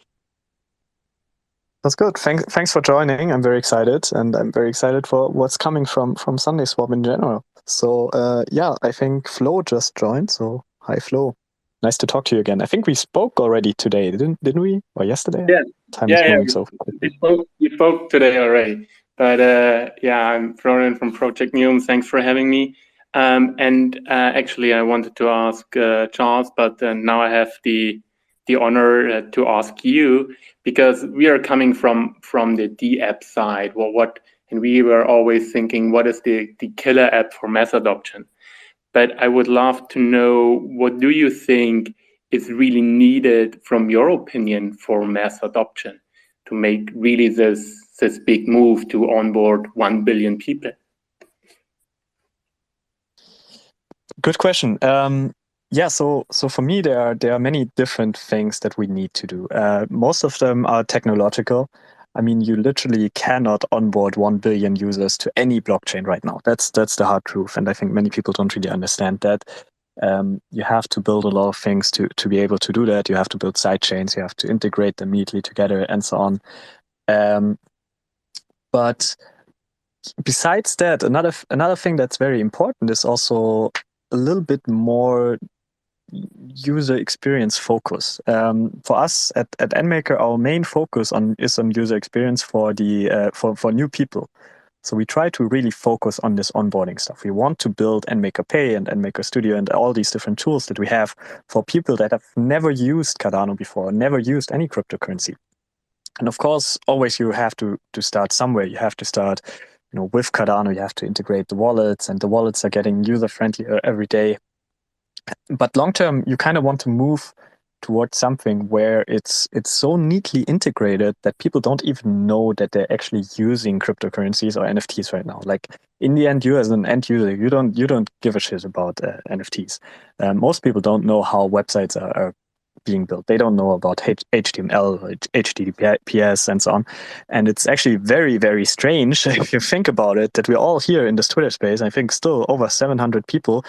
And we're all so deeply invested into this one technology called Cardano that we actually care and listen to the Twitter space of a founder and of projects and stuff like that. And we show our project to other people and tell them, yeah, you shouldn't be using this blockchain, use mine instead because it's so much better because I have money invested. But in the end, it's still technology, and most of the people worldwide they don't care. So I hope that we are going to find a way to actually make that as user friendly as possible for new people and build bridges to this traditional world. I want to find the first use case where I can tell my mom confidently, here, use this. You don't have to know anything about NFTs, blockchain, crypto wallets, seed phrases, also whatsoever, and you just have a benefit from it. And I think the main difference from Cardano to many other chains is that in Cardano we have a lot of people that are very passionate and driven towards this kind of real world use case mission. And we see a lot of projects that are actually trying to solve problems, instead of actually just going after the hype. Like when I went around Consensus earlier this year, I was very frustrated because I looked at all the projects and I thought, okay, another DEX, and they're all doing exactly the same thing. They're even copy pasting some of the code, and essentially they're just building everything for the existing crypto community, and no one is building something for the outside world. And here on Cardano, I have it kind of differently because we have many great projects that are actually trying to build stuff for the outside world, like Project Noom, for example, Flow, or like Book.io, or Cardano Salad with onboard NFT, where a lot of stuff is brewing behind the scenes, and Empower I see in the listeners. And we have many of these projects, and I'm very proud of that because I feel like Cardano is very unique in this mission drivenness, and I hope that this is something that is never going to go away, to be honest. May I ask additional question, because now I'm totally Sure. with you. I have the same feeling that it's a combination of a lot of things. Do you believe that mass adoption will be a desktop application, an app application, or what kind of application do we really miss for mass adoption? Because I personally, just from my opinion, I think what we might missing is this magical custodial wallet, which is multi-chain, and everyone can use it to connect to DeFi directly. But if you lose your keys, there is a support service to help you to get your money back. Something like this would be an awesome project, because this would help not only us, but every blockchain around the globe for mass adoption. But what kind of killer app do you think we need? Yeah, I think custodial wallet. Sorry? Sounds a lot like Binance. I mean, Binance is the number one killer app that crypto has at the moment. People don't like Binance, but Binance is probably responsible for more people in crypto than any other platform. But yeah, to me, it's for our user flow at NMaker specifically, it's really the custodial wallet kind of thing, or at least it doesn't have to be custodial, but at least some sort of way to have a wallet which is user friendly. Like, once it comes to passphrases and stuff like that, it's just not user friendly anymore, and people shut it down immediately. They maybe write it down once and then they lose their passphrase paper and stuff like that. And it's not something I can give to my grandma, or maybe not even my grandma, but not something I can give to my mom and stuff. So we need to find a way to make that as easy as possible. And I've actually been to Art Basel last year, and there was this Tezos booth, and Tezos actually has a wallet which is fully non-custodial, but is where the passphrase is derived from your social accounts. So it has like a very interesting mechanism. It's very complicated, to be honest, but it basically went like that. I went to this booth, and it took a picture of me, created some AI out of it. I scanned the QR code, and it immediately made this NFT and send it to a non-custodial wallet, which I could simply generate by clicking on a sign in with Google button. And that was mind blowing. We have nothing like that on Cardano, unfortunately, not yet. And I hope that we get more user-friendly wallets. At the moment we have a lot of like professional wallets, good wallets for the crypto people, like Eternal and stuff like that. But I think we need more onboarding wallets. And of course, as you mentioned, mobile also very important. The world runs on mobile. Unfortunately, at the moment, I'm not a mobile user that much. I use my PC for everything, but everyone else is doing stuff on mobile. So we need to focus very much on that, and we need to be mobile first in the coming years. And once we actually embrace that, I think we will see a lot more adoption as well. And then, of course, the most important part are simply the use cases. Like, it doesn't matter if you have the best UX. You need to have a use case which just makes sense. You need to have something where people think, okay, this actually makes sense. It's making my life better. It's making my life more efficient. Stuff like that, and then they will stay.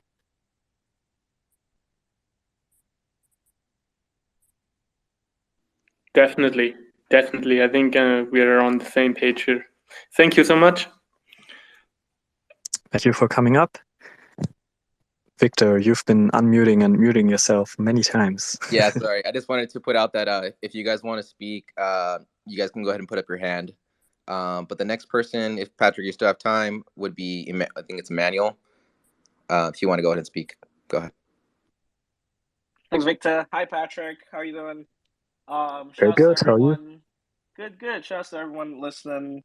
My question was pretty much like, what is the focus for mass adoption? Like, are we sure we're paying attention to the right people? I mean, if you look at, say, our ecosystems, we're largely built in the western side of the world. Are we sure that the road to mass adoption isn't the path that involves more developing countries more actively? Like, every day we have 10, 20 plus dApps that come out and simply just run in America or parts of Western Europe and what have you, but not so many that are tailored for South America or Southeast Asia or Africa.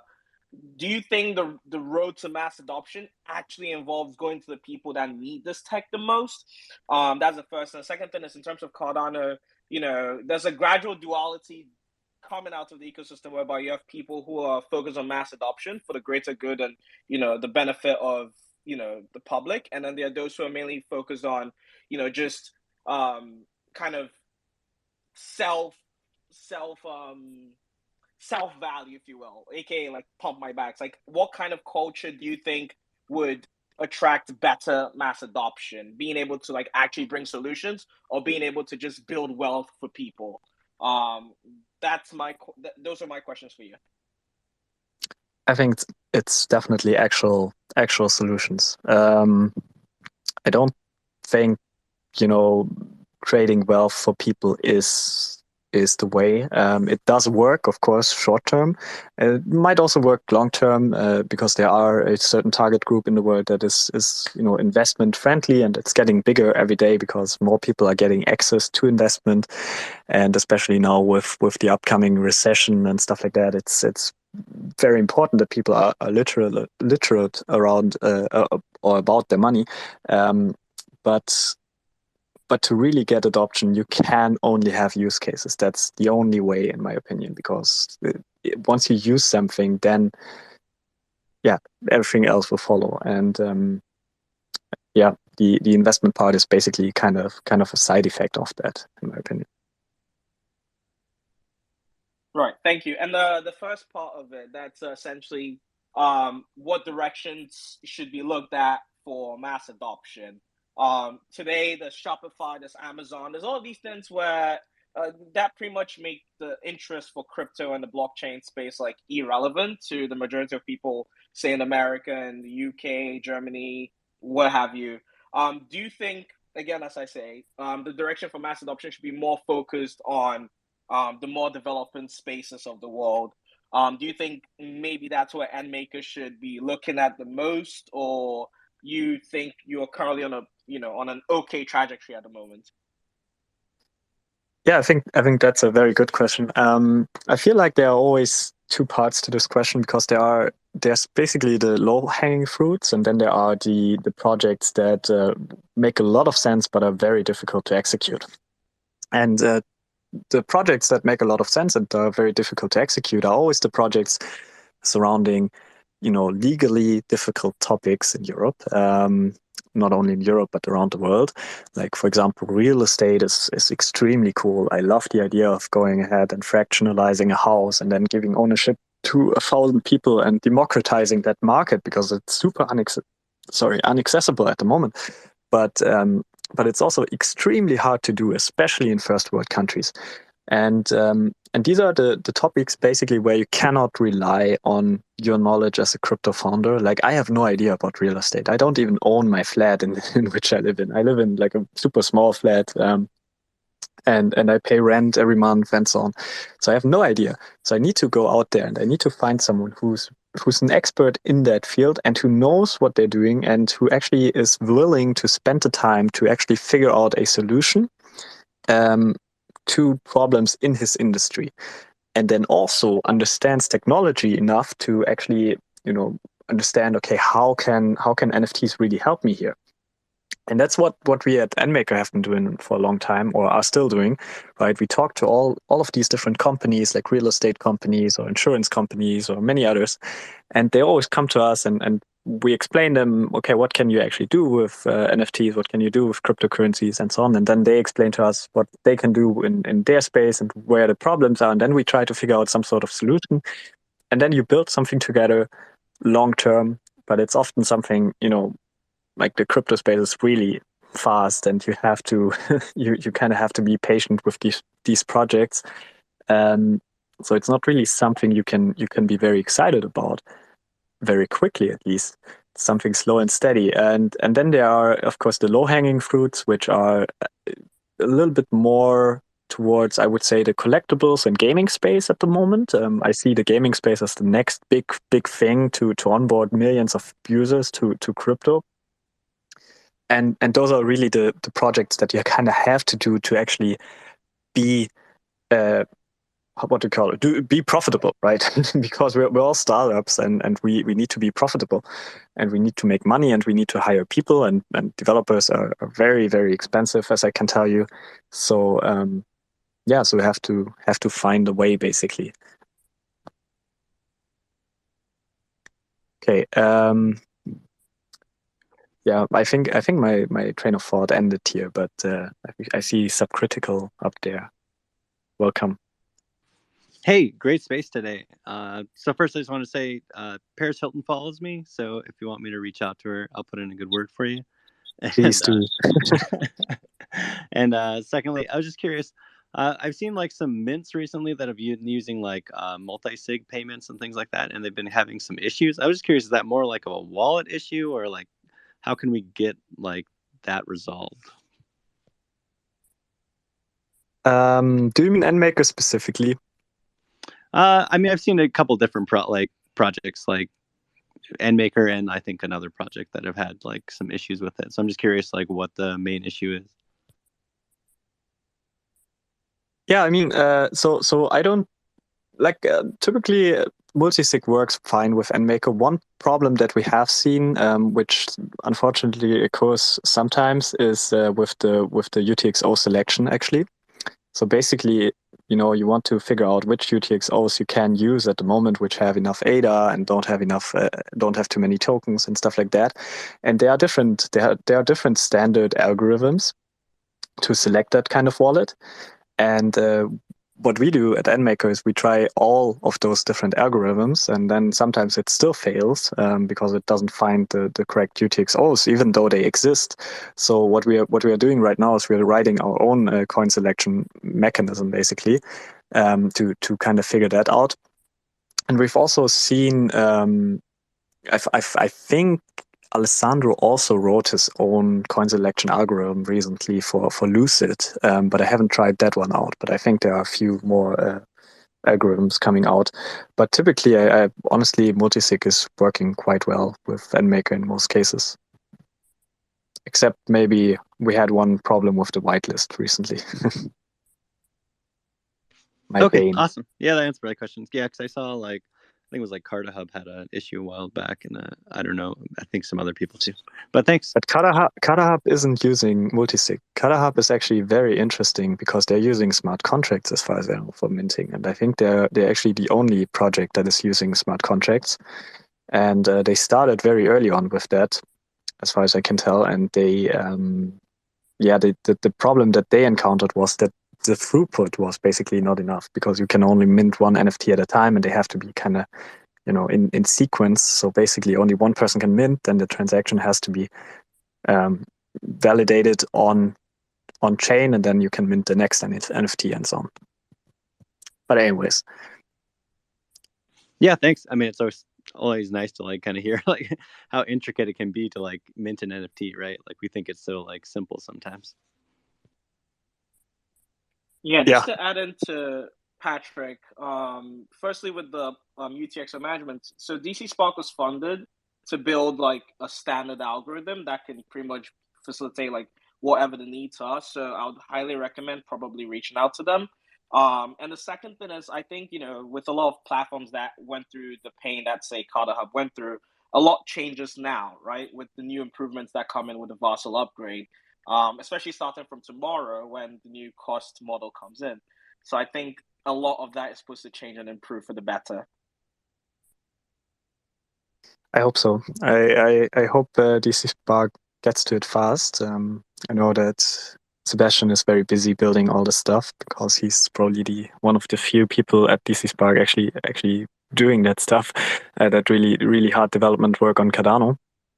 But I think what they've shown in the past is really exciting, especially their DB Sync alternative. It's super fast. We're also using it for NMaker now, so it's really cool.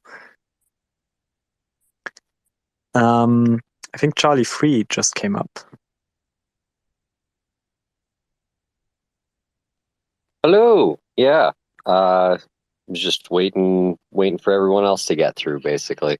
I'm not sure if I have anything else to say anymore because it was all covered. Initially with Charles, he was talking about, also you guys are talking about this multi-sig stuff, and we've been looking over how we can try and implement that with other projects as well, with our node operation network to make it a multi-sig situation, just trying to figure out all the different ways we can deal with it. And again, talking about the real world use cases for things. We've also been talking with IO about dealing with stuff for education ministry, things that they need oracles for as well. So I think, this whole idea of Cardano being a different blockchain that's really going for the good in the world is a big reason why we're all here. But I wanted to touch on this idea of what's going to bring in more mass adoption. You guys already talked about gaming and other stuff, but to me, it's all entertainment. If somebody can create some sort of an application or get crypto into a area like entertainment, or even just like these ticketing sales and music and gaming and fashion and whatnot, to the point where you're using crypto without caring, and without knowing, just like we do with our credit cards every day, that's when you see mass adoption. To me, the mass adoption event isn't a factor of a bunch of people getting into crypto and fully understanding how to trade and how the platforms work and everything. It's just actually using it for different things. I was part of a project recently that went away, but it was focusing on a lot of that. Is how do you get people to just start using it in general, like like normal, and set up automatic wallet setups to credit card applications, and automatic banking transfers into crypto. So again, you don't know what you're doing. You don't know what the transaction is. It just happens automatically on the back end. And to me, that's the magical adoption event, which is much different than what most people think it is. But that's just my take. Definitely. Yeah, I think that's a very good point. Like you must not know that you're using blockchain and then you get to the adoption. I see Monad, Alex has his hand raised, so go ahead. I'm Emmanuel's comment and the fact that you're here made me think. I think, Patrick, you used to say, as you're EU citizen with a SEPA bank account, like blockchains don't really do that much more for you than you already have access to. And I do think that in line with what Emmanuel's saying, due to all this kind of regulatory burden of operating in Europe, which I'm starting to become familiar with.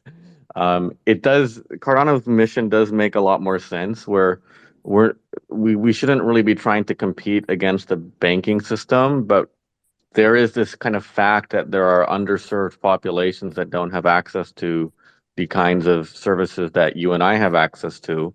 And how do we provision them and provide them and make them, runnable on Android light phones and these kind of cheaper devices, or using things like these very popular, what are they called, like SMS to payment type services where you can send money using SMS in Africa, stuff like that. Um, and the main thing that I wanted to comment on, actually, aside from that, was this whole idea that Cardano is very technical and very difficult, and that we all kind of love our technology so much. I would just encourage everyone who is some kind of like subject matter expert in some domain to kind of hybridize and marry the knowledge you have of the industry you're working in with your knowledge of Cardano. Because Patrick's totally right. Like all the tech bros are just making like another Dex and another like thing that they already have seen someplace else and know how to make. And what we really need, I think, is people who have an eye and a mind for blockchain technologies. Might not be Haskell developers, might not be programmers at all, but they have some kind of insight into how you could use something like Cardano to solve the problems in their industry. And I think if people like that start to come forward, and people like Patrick make tools like NMKR, which make it easier to deploy solutions on Cardano, we actually have a shot at doing something. So I'll just kind of close the rambling out there, but I'm totally in alignment with what you're talking about and trying to do, Patrick. So thank you for your work.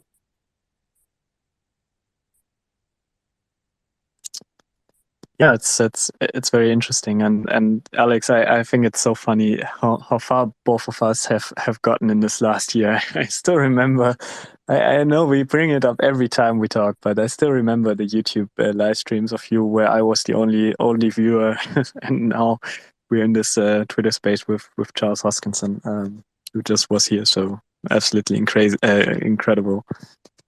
It's totally insane. I love you, man. Can't wait to Switzerland. For sure. Cool. Yeah, go ahead, Vic. I just want to say, do you guys want to talk about the unsigs being introduced at Oxford? I sure. I think I've given Patrick shit on this before.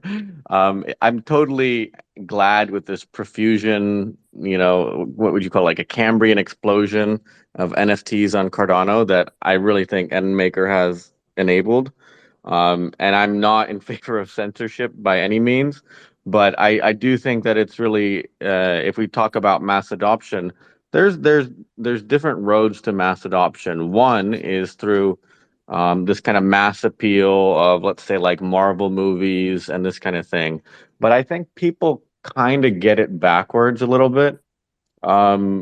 I'll give an example. I was in a Chinese philosophy class in Tokyo in undergrad, and this exchange student from Vancouver kept raising his hand and saying things like, "Bro, that reminds me of the Matrix," like when we were talking about Chinese philosophy and like Taoism, and it was so annoying to me because I'm like, no, this doesn't remind you of the Matrix. The Matrix reminds you of this. You have like your order wrong.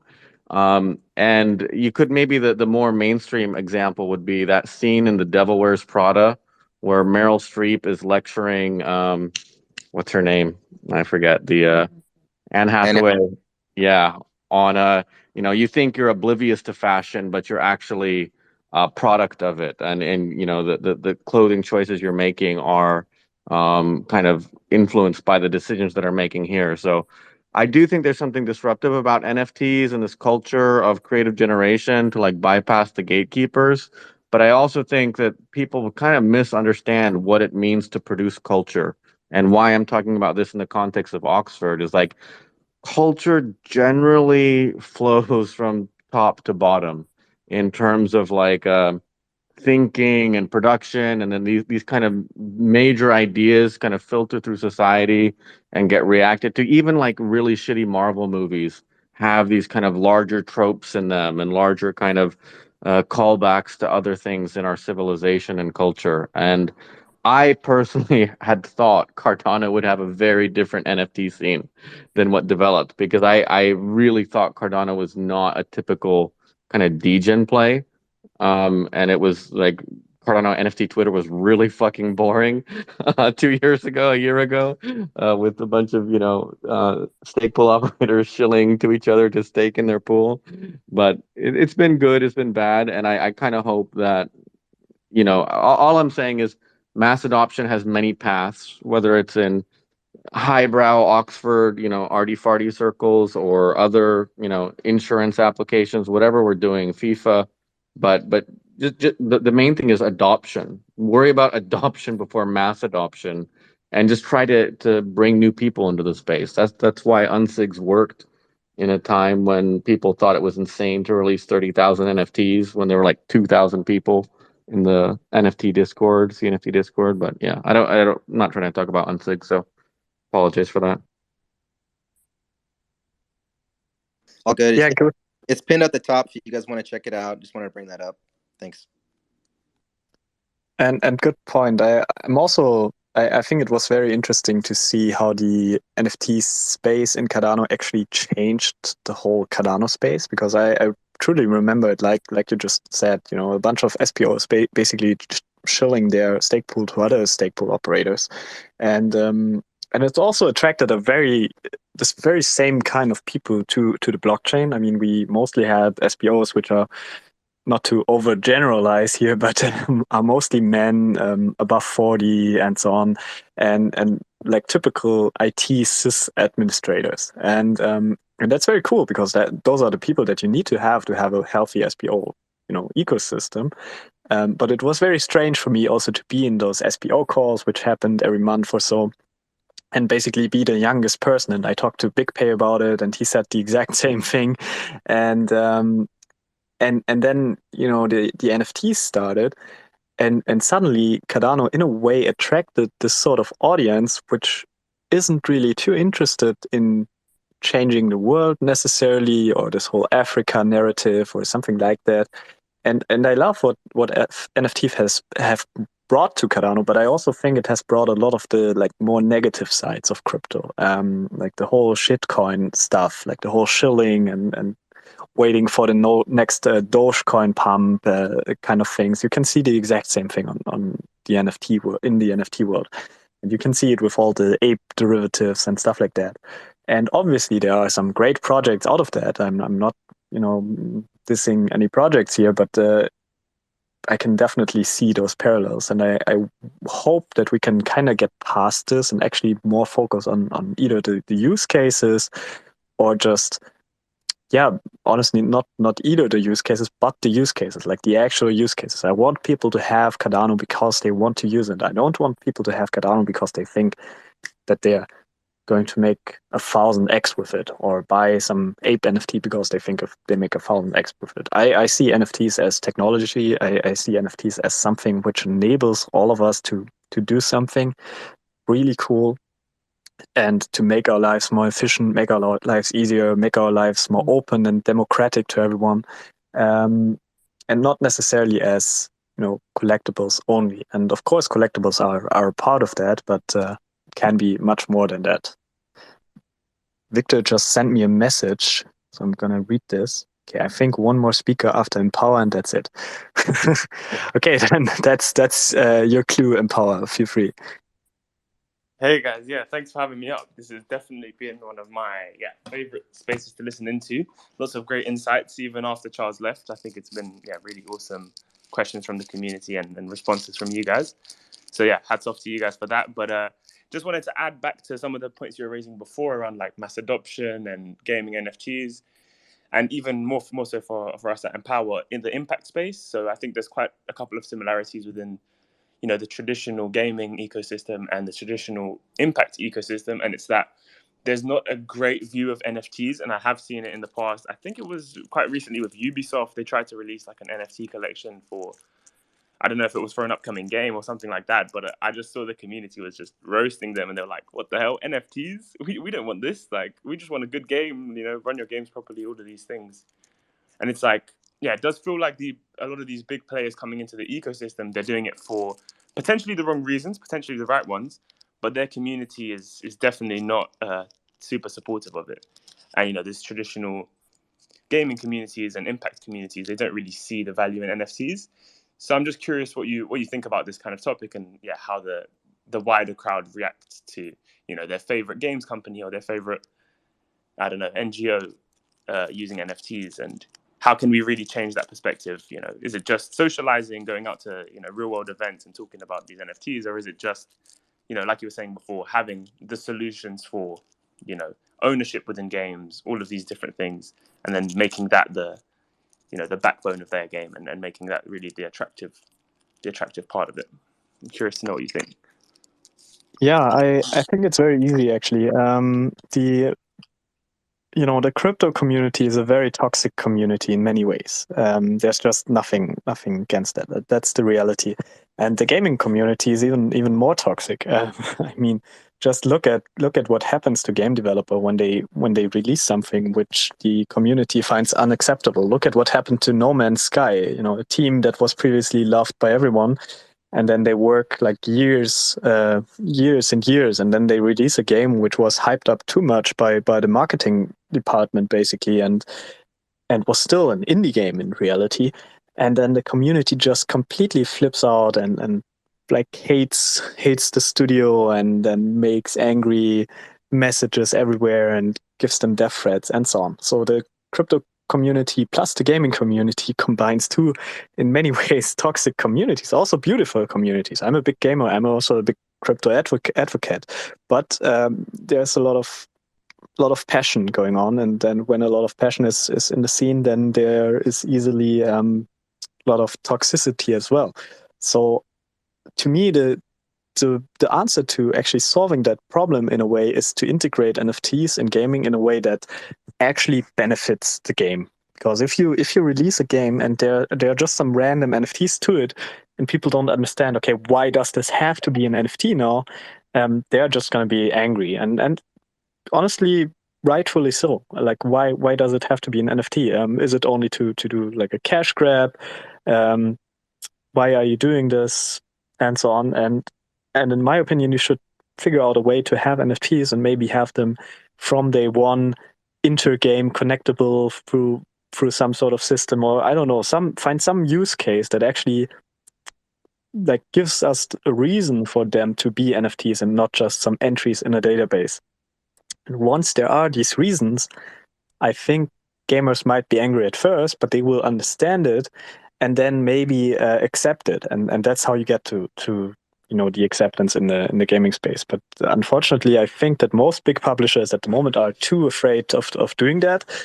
And the only company that I actually see which is doing something with crypto and NFTs and decentralization and is not afraid of this is Epic Games.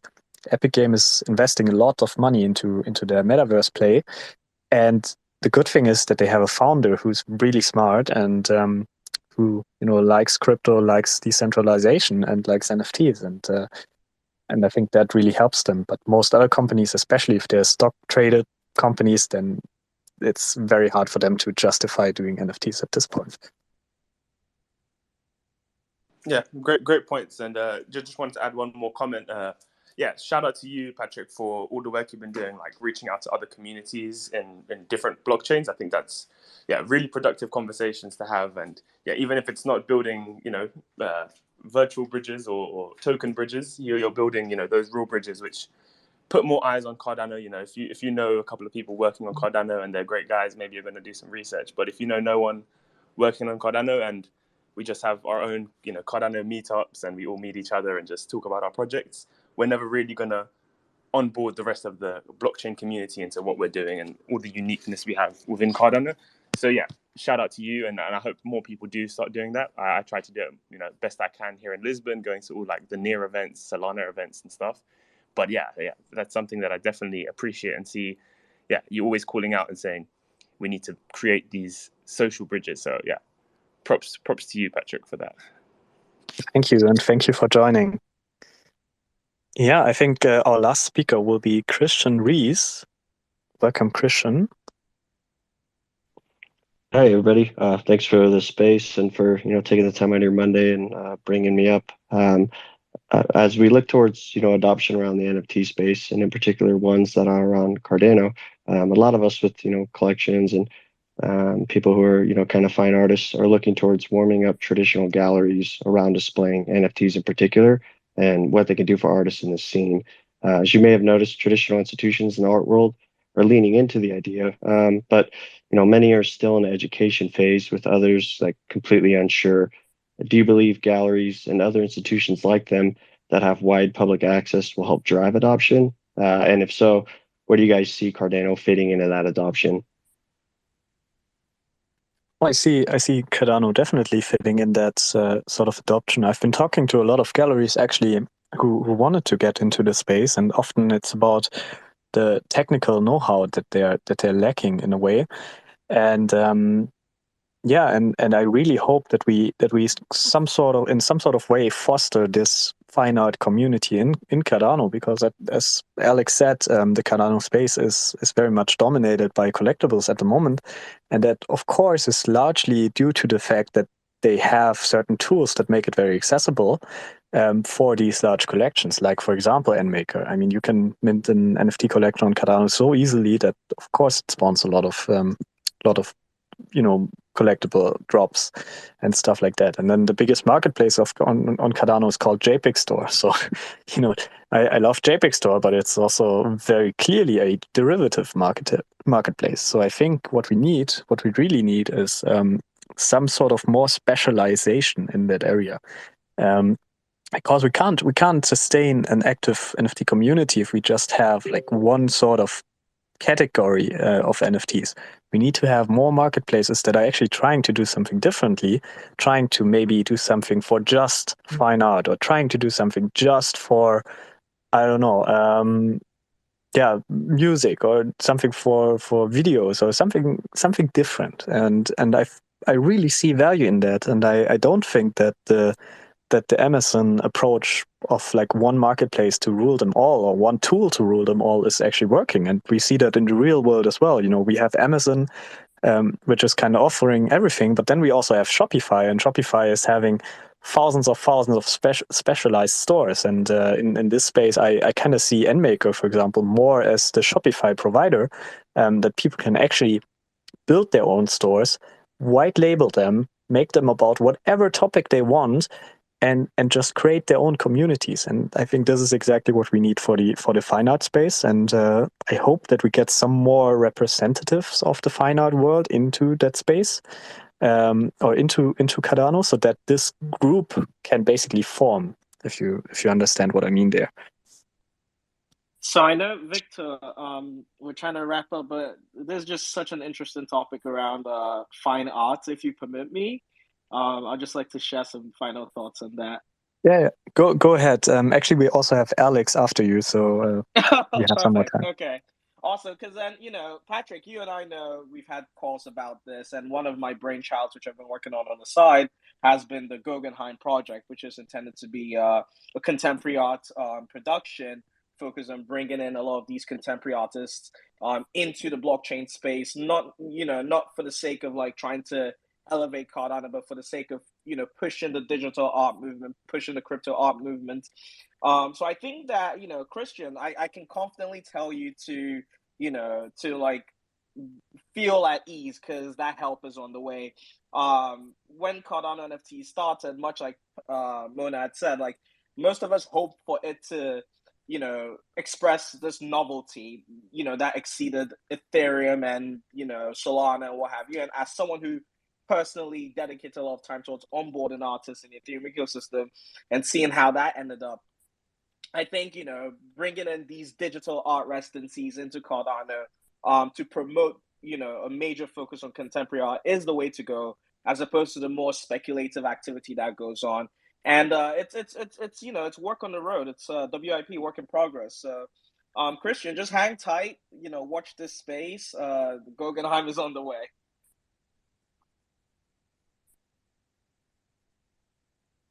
Awesome. I can't wait for Guggenheim. I think Alex Bass just joined us. So Alex, welcome to the show. How are you? Hi.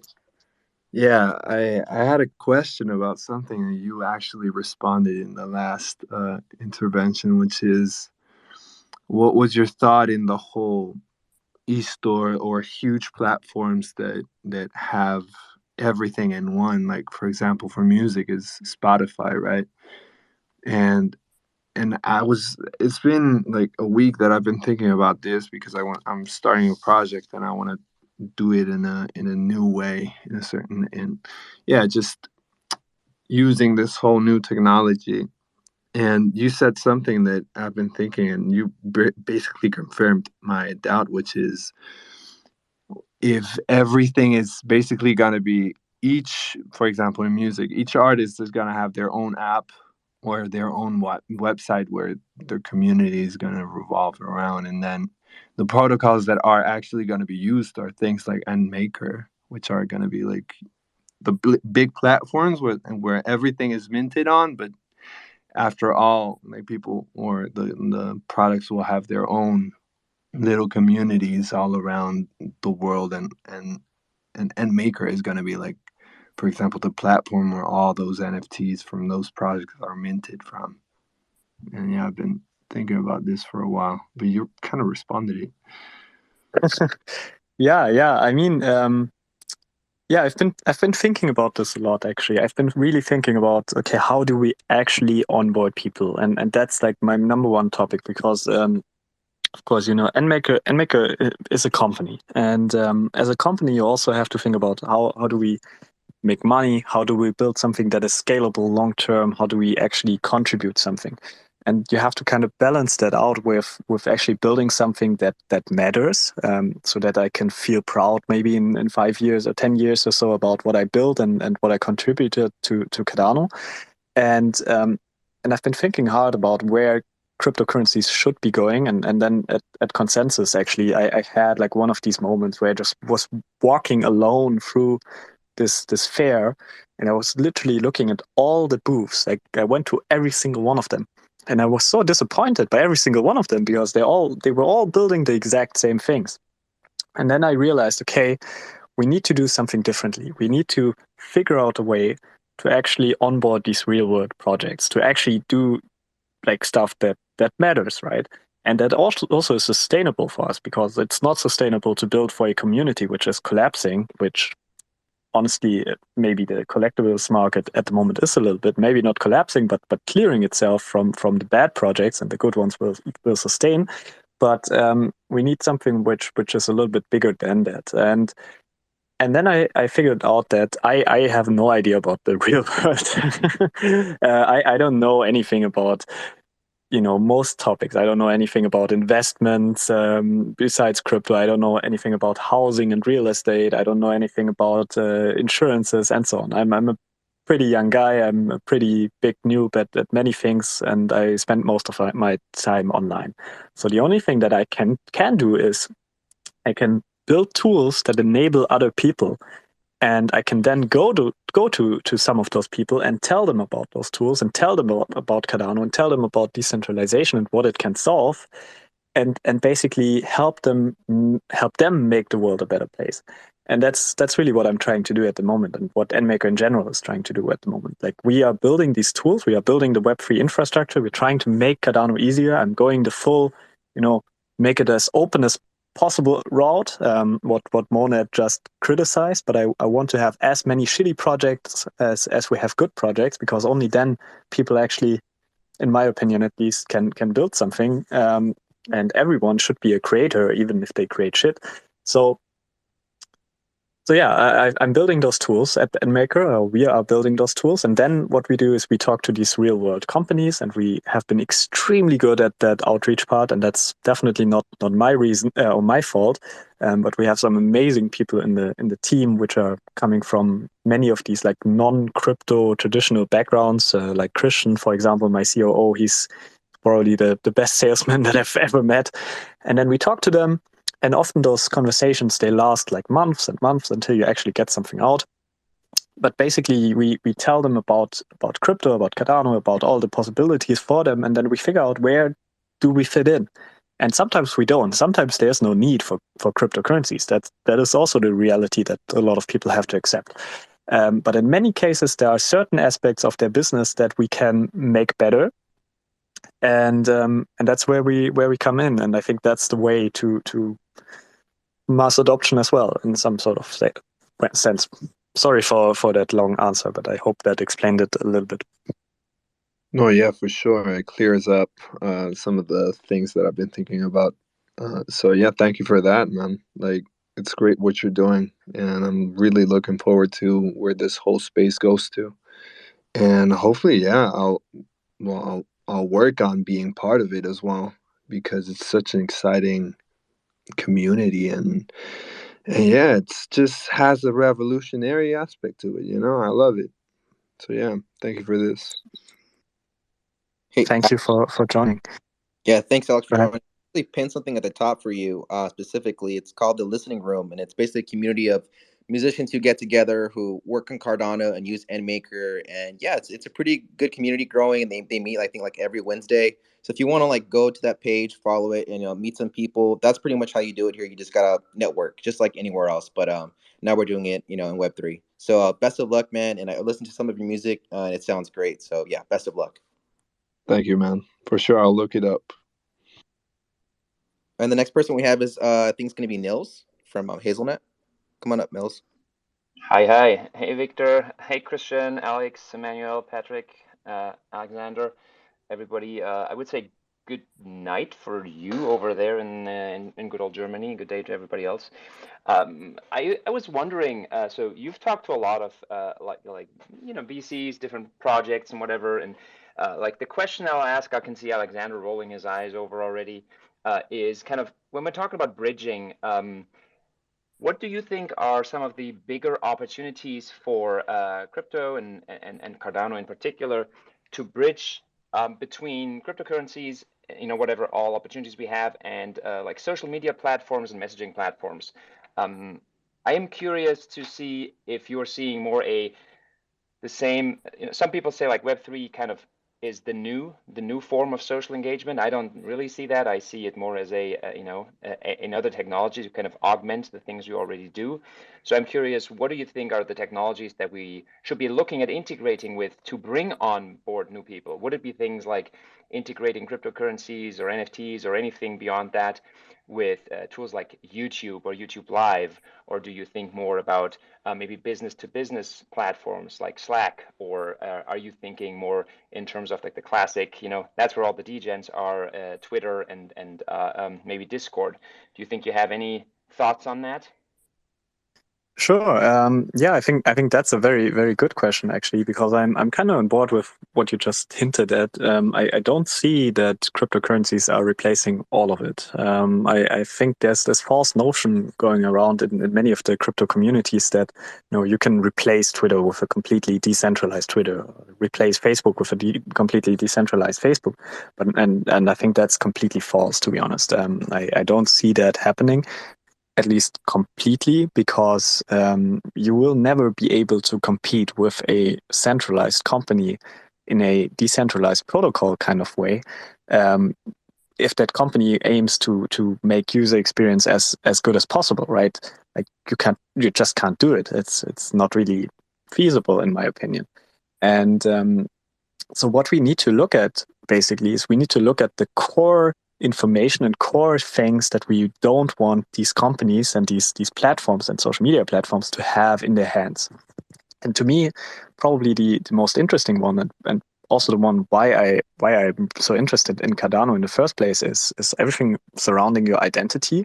So I've been really interested in this digital identity kind of dogma, that you connect your whole identity to your wallet, not necessarily to the blockchain. You don't have to have it on the blockchain, but you have to have it in your wallet, so that you have like some sort of cryptographical proof, for example, that you went to a certain school or that you were born in a certain country and stuff like that. And then you have the ability to go to these platforms and connect your wallet and decide which information you want to send them, or which information you want to give them, and which information you want to prove that you actually are this person and stuff like that. And some of that will be on chain, like when you, for example, want to sell an NFT and you want to prove that you are really the author of this NFT, then it might make very good sense to connect your KYC to it, or connect your, I don't know, Twitter account to it, or whatever. But others might be more private. Like I've been talking with a startup actually. I think they're from India, and they have been working on, or not only have they been working on, but they have a very successful business in scanning um, CVs, right? So when you apply for a job, you send in your CV, and then it gets scanned by some sort of AI in most of the cases with big corporates.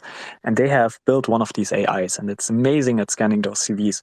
And basically what they want to do is they want to take these CVs and tokenize them, and figure out a way of selling potential candidates out of their huge stack of CVs, so that CV, like potential employees, don't really apply to the companies anymore, but the companies just get the data about them in an anonymized way, and then can buy NFTs. And I think, while it's not 100% the perfect concept yet, it's a very interesting idea, and that's really where I see cryptocurrencies coming or going towards.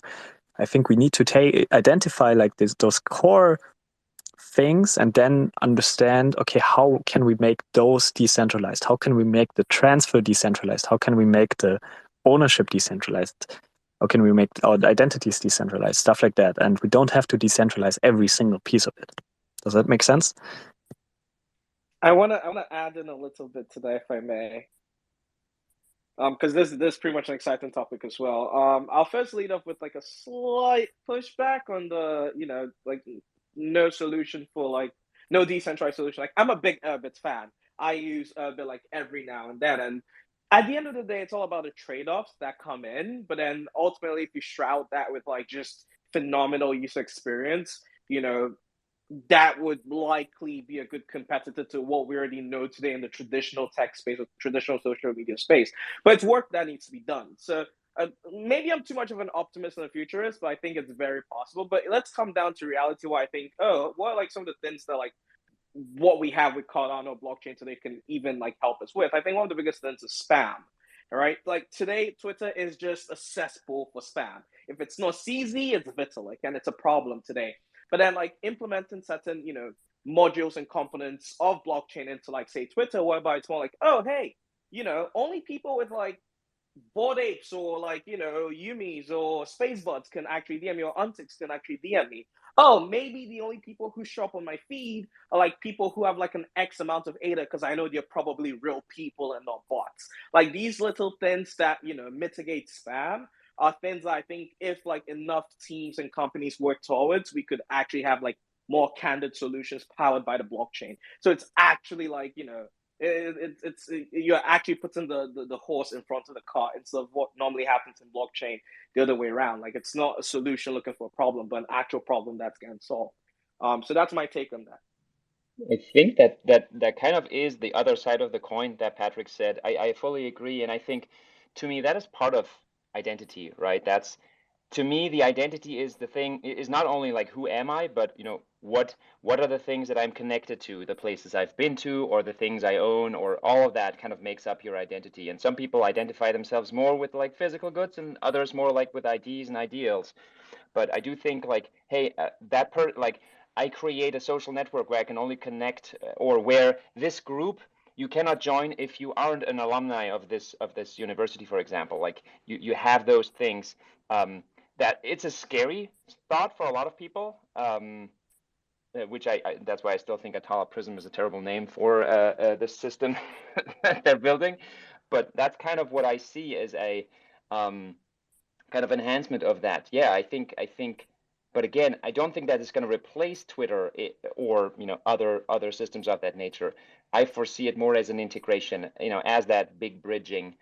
Because token gating in particular is something that everybody wants, and like I said, it could be tickets to some kind of virtual event, which we already do, or it could be like just a community that is token gated by some proof. Again, token gating doesn't necessarily mean, oh, I have this NFT, but it could be, hey, I have whatever, I have the Super Bowl ring from the year 2012 or whatever, and I participated in that Super Bowl, and that's why I can join that group.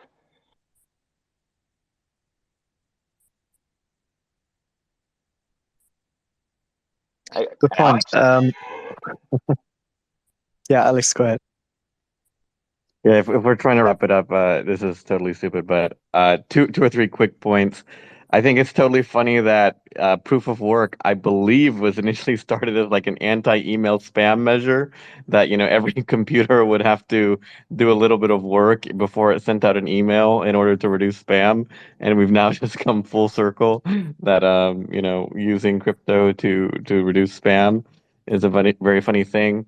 I think it's very funny. I actually started my career in research and development, um, being a designer or an architect who was working for an R&D company because they basically decided that their existing business model of paying like 100 PhDs to sit in a lab and come up with new materials and then try to find applications for them was not viable going forward in the future. And so like the typical model, the guy's playing with some material scientist kind of lab, and he comes up with something, and then he figures out, what do I do with this new material and where do I put it? And what they wanted to shift to, and what I'm trying to advocate for with Cardano, and why I love NMKR's whole UX push, is that doesn't really work unless you have large economies of scale and you can deploy a solution to any vertical, no matter where it exists. What most companies are moving towards now is a more targeted kind of solution focused oriented kind of thing where design thinking is a little bit passe now, but it's like, look at users, observe them, figure out what their problems and needs are, and then a lot of times the solution doesn't really involve fancy complicated technology. It involves a better understanding of your users so that you have a unique insight into how to solve a problem that no one has clearly articulated. And I think, that is maybe the meta design takeaway for me from NMKR of, you solve this problem that is like, it's hard to mint an NFT because I've manually minted them and it's not very fun. And again, I think that's the most critical thing if we're talking about the topic of mass adoption is stop, focusing on the technology of Cardano. You need to know it when it comes time on how to implement it. But you really, to make a good business or protocol or service, you need to focus on the why of something. Why does this exist? And then once you've validated, yeah, that's why it exists, then you have to worry about how do you do it. But how is often just like slogging away at a problem. It's not that hard compared to really figuring out a good why. So what you're saying is, if you look at the hammer, don't say, hey, why would you want to use this hammer? Oh, because it's got this really hard, flat surface. But you're actually looking at the wrong place where you want to apply the solution. The solution isn't with the hammer. The solution is with the nail that you're trying to get into the wood. Yeah, there's one of my I'll tweet it out later, but the best kind of UX thing that I've seen is that it's literally got a hammer in it. And a human is holding the hammer, and there's a nail driven into a piece of a wood. And what it kind of diagrams, if off the top of my head, is like the nail is the problem, the hand is the user, and the hammer is translating, from the user to the problem. That's what we use tools for, is to translate and augment our human abilities and modalities into specific things that we are not very good at on our own. But, yeah, sorry. The last thing I would want to say is I just think it's so funny that the Twitter founder, right, like his one regret is that he made Twitter a company. And I do think, not to focus too much on the tech push thing that we just discussed, like blockchains are obviously a big solution to a lot of these problems that we're starting to see in society around social media and centralization and all these kind of things. But somebody needs to clearly articulate what that problem is and how a blockchain will solve it. But I mean, to me, it's kind of a no-brainer that blockchains are very well suited to solving a lot of the issues that we're having as a society.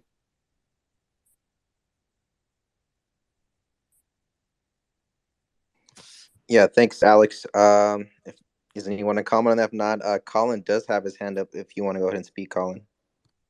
Hey, yeah, thanks. Hey, Patrick, you can hear me all right, right? Of course, yeah. Great to talk to you again. Yeah, you too. So mainstreaming, mass adoption was discussed, stuff like UX.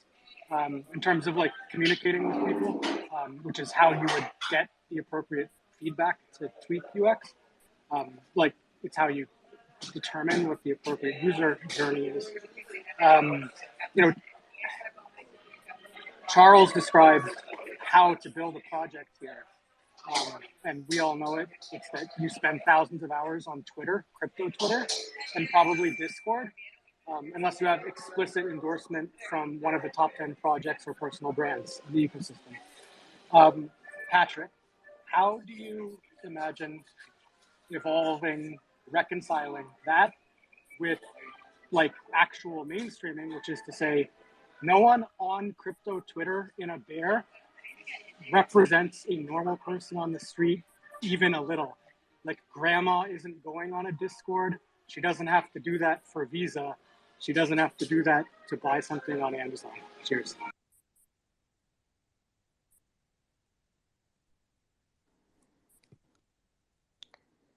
Yes, sorry, I was actually writing something at the same time, so I didn't find the unmute button. But no, I think it's a very good question, and it's so hard because I'm a human and I'm very addicted to social media, and I think everyone is kind of addicted to social media, and we get our we get our adrenaline boost through social media in many ways. Like when I post a new cool update and everyone is liking it, of course that's cool. But the reality is that it's mostly irrelevant if you really try to reach the outside world. Like you're completely right. No one on crypto Twitter is actually working or is actually like a normal human person on the streets, right? Very few people are, to be honest, even though we think that we all are, but very few actually are. Like when I talk to my real life friends, they have no clue what I'm talking about. And if you try to engage with these like normal corporations or normal brands or normal people, and you try to figure out real world use cases for NFTs or real world use cases for crypto, it often leads to your thinking being completely different. Like Christian, my COO, often tells me, yeah, just do not focus on Twitter, focus on these calls that we have here and on these projects that we are building with all these companies. And if you get one of these right, then basically you bring more people to Cardano than Cardano currently has. And I think there are many projects that are doing exactly that. I'm extremely bullish on Book.io. I'm extremely bullish on Empower and many of these others that are actually building for the outside world, because I know only one of them has to succeed to bring millions and millions of people to the blockchain and make the life of millions of people better. And I think that's one of the beautiful things about crypto, and about, in general, I would say, the future of the world, because to me it's always about this dream of having everyone be able to work in a creative job. Like I want, like my dream world and dream scenario is basically living in a world where no one has to worry about anything regarding food or housing or anything like that. Everyone has access to the same resources, and everyone can work on creativity and create whatever they want. And of course that's a utopia, and maybe we're never reaching it, but that's really what I think also cryptocurrencies are aiming towards, because they're giving so much more access to people, and giving so much more access to the tools and to everyone to actually build something themselves. And I think I think that's really empowering, and I hope that we can see a lot more really cool projects that actually solve real problems instead of building for our own little bubble. And if you're only staying in that little bubble, it's very easy to identify the problems in that little bubble. I could be here and I could identify so many problems that the Cardano NFT scene has right now and probably build solutions for that. But maybe that's not the right approach, because maybe those problems are the problems of a niche in a niche in a niche. And I should be looking outwards and solve the problems of real people to make that niche in a niche in a niche bigger. So yeah, that's kind of my thinking.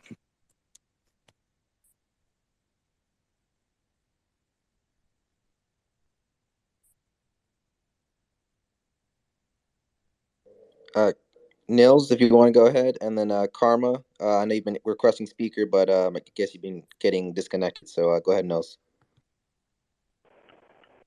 I had another question for the folks at NFT Maker and Maker regarding, do you see more interest, like in the current market conditions, do you see more interest by retail and consumers directly, or is there more opportunity right now for like business-to-business collaborations? I mean, obviously, if you want to break through, if you want to, make the biggest impact, you want other companies to use and create awareness, but you started out building a tool that is for smaller projects and individuals, even though, as you grew, you made it more into also bigger businesses can, mint collections. Where do you see most interest right now?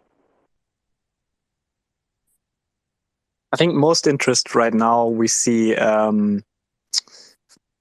would say, from the gaming space. Like the gaming space is where we see most impact, definitely. That's the short-term interest, and then we see a lot of projects that are actually working on things that are far out. I always keep bringing up real estate, but it's funny because we talk to like 4 or 5 different real estate companies, and they all approach us. Like I have never approached any of them, and they all try to build something, and then we suddenly realize that it's harder than it seems. But I think it was very interesting the last, and I'm trying to not go on for another 5 minutes. I think like I'm rubbing off from Charles or something like that, because I just keep going on and talking and talking. But anyways,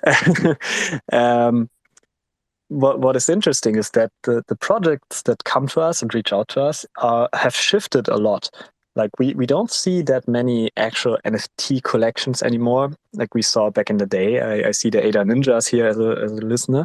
Ada Ninjas reached out to us very early on, and they had a clear plan, manga and NFTs, and we want to bring it together, and that's it. And they really delivered on that mission in a way.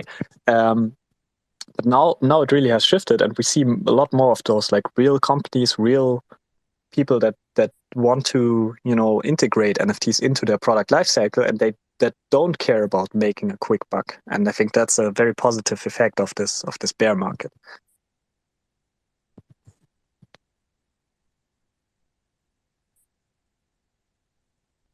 I think Nils is driving. So Karma, if you want to go ahead and ask your question, feel free to. You bet. Thanks very much, and thanks for putting up with my audio issues earlier. Patrick, I just want to say, um, fantastic space. This is easily in the top 10 spaces this year, and I attend an awful lot of spaces, and I'm not blowing smoke at you when I say that. This is intellectually like very stimulating, and Monad made some fantastic points. Thank you as always for that. A couple thoughts along the way that I'll just share. And Patrick, you and I have had sort of an ongoing periodic discussion from time to time about, and you just nailed it around, JPEG Store being called JPEG Store and how NFTs have become synonymous with artwork only. And in reality, there's so much more that could be done, right? And should be probably done in that area. And that's where my interest lies with NFTs, is purely in the non-artistic areas, except as a consumer, where I'd like to see more fine art and stuff like that. And I won't bore you with my personal tastes. But I guess what I'm excited about are things like corporate adoption from an outcome-based standpoint. So somebody mentioned earlier, it might have been Christian, that there's an opportunity with NFTs to, when you talk to, I'll say real, big, Fortune 1000 companies that we all know across the world, and I do this in my fiat life, I guess. The approach they want to take is, what is the outcome I'm driving towards?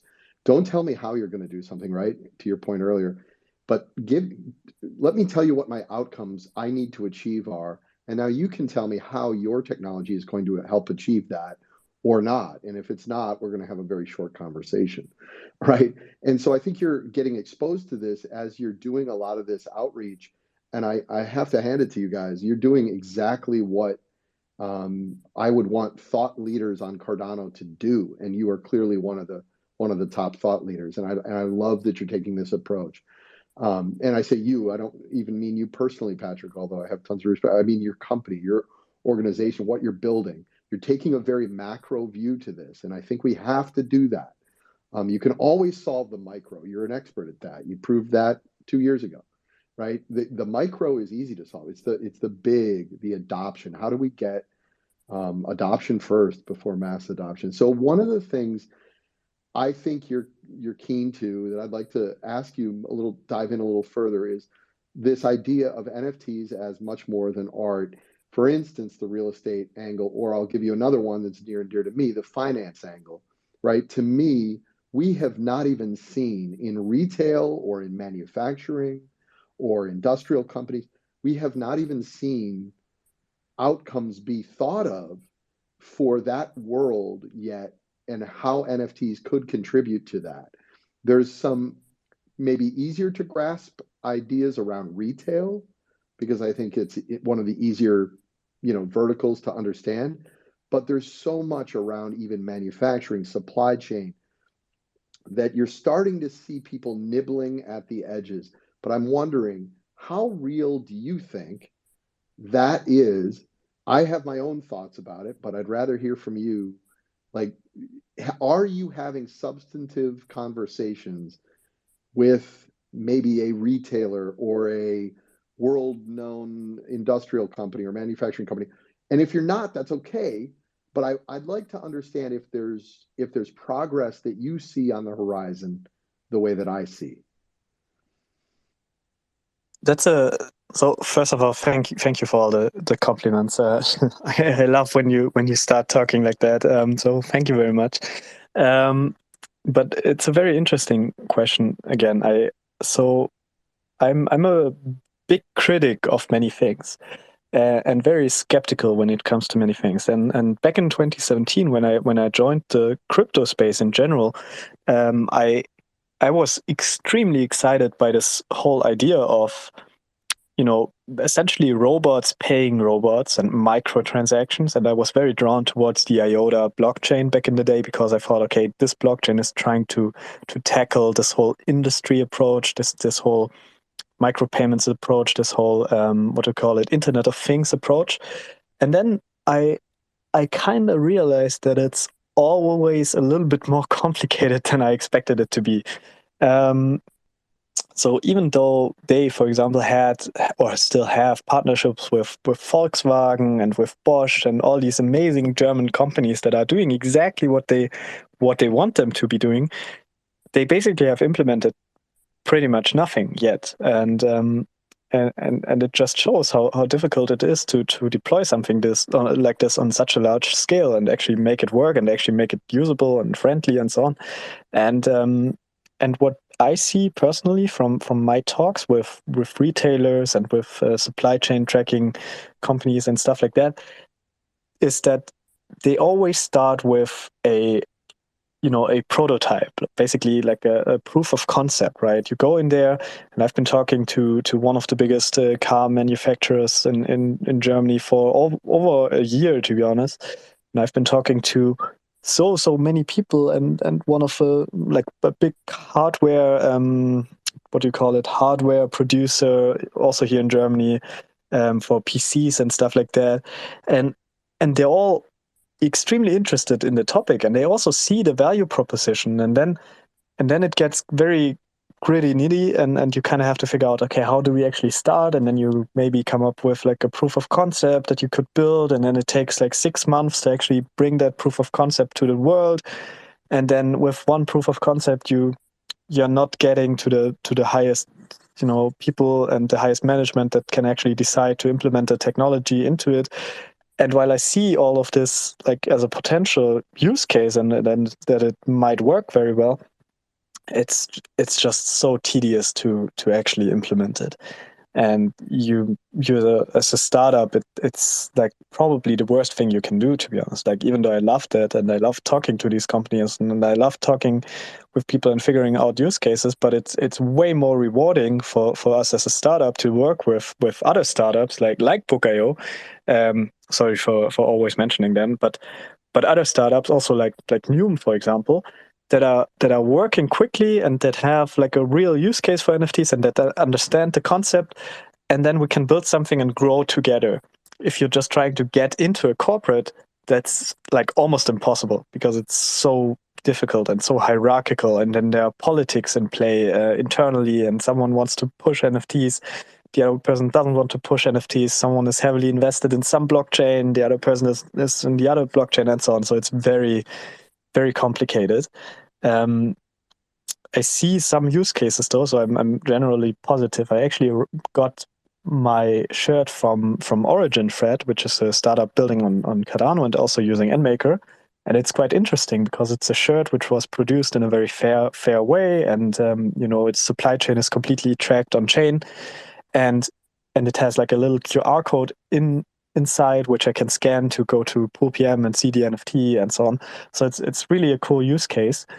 And use cases like these are very strong because you can show them to other people and basically tell them, okay, we have real world items and it's working, and this is your proof of concept. What else do you need? Yeah. I agree. I'm waiting for my Origin shirt, by the way. So maybe we're partners in crime on that. But no, that's awesome. I really appreciate the thoughtful response. Well, we'll keep the dialogue going, I know, in other avenues too, but I'm working on something that I definitely want your opinion on, say 3 or 4 weeks out. I'll be ready to talk more about that. But this has been just fabulous. And I agree with you about the Origin thread. I think there's a lot to what he's doing around authentic merchandise.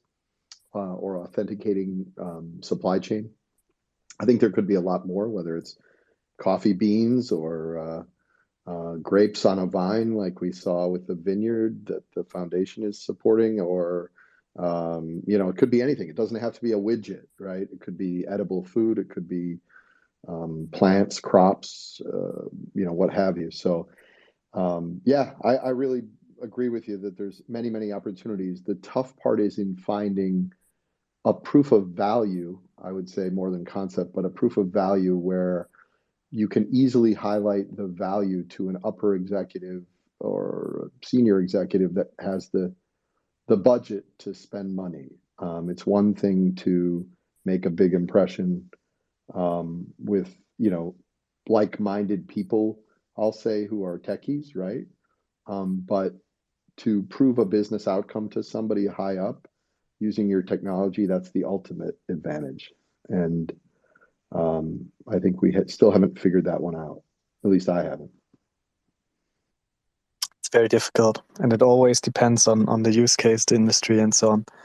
But being in a position to even talk to these people has been life changing. Like I've been in calls with like 30 people, all above 50, and basically explaining the blockchain to them, and it's so interesting. Because suddenly you're there and you're this young guy and shilling this weird concept of NFTs to these like super hardcore business people and so on.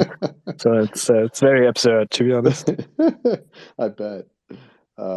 Many of us would want to walk in your shoes. Thank you very much. Thank you. I see Alex again.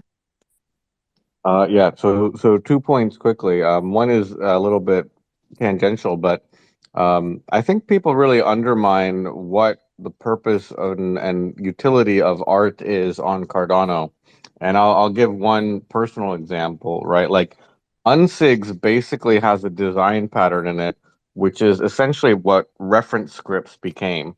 I'm not claiming credit for reference scripts, but like real art that interrogates the medium that it's on often leads the way for further technological developments when it's actually like deeply introspective and looking at the material that it's working with. Like when we were minting Unsigs, Patrick, we didn't want to put the code for making unsigs in every single unsig, right? And so, the idea was come up with to mint this all in the 000. And what I'm trying to say is that in a healthy art enabled ecosystem in Cardano, you would have many, many projects that are doing, and you see some of it, maybe dirt birds with the multi-sig minting kind of thing, but art and science fiction, generally speaking, should be kind of the vanguard movements which are creating value or discovering new ways of working in a material.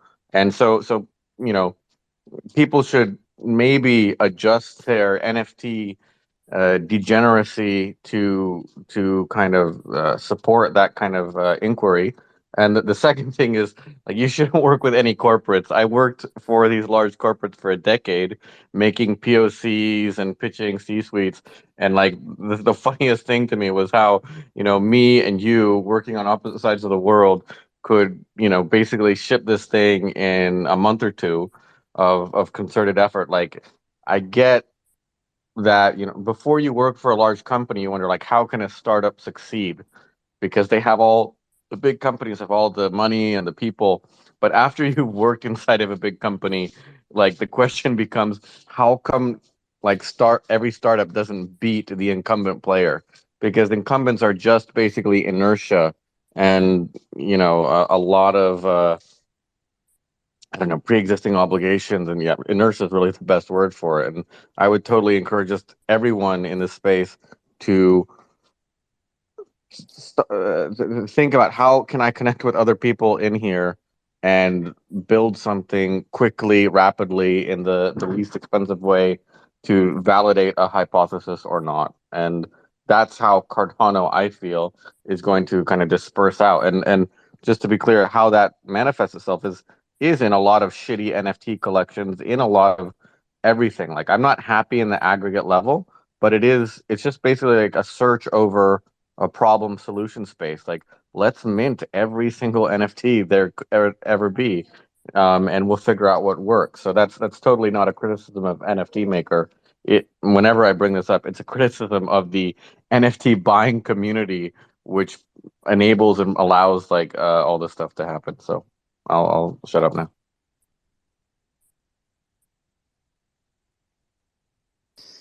I don't really have anything to add. I think you're right. Art is often leading the way, and I hope that we see more of an art movement very soon on Cardano.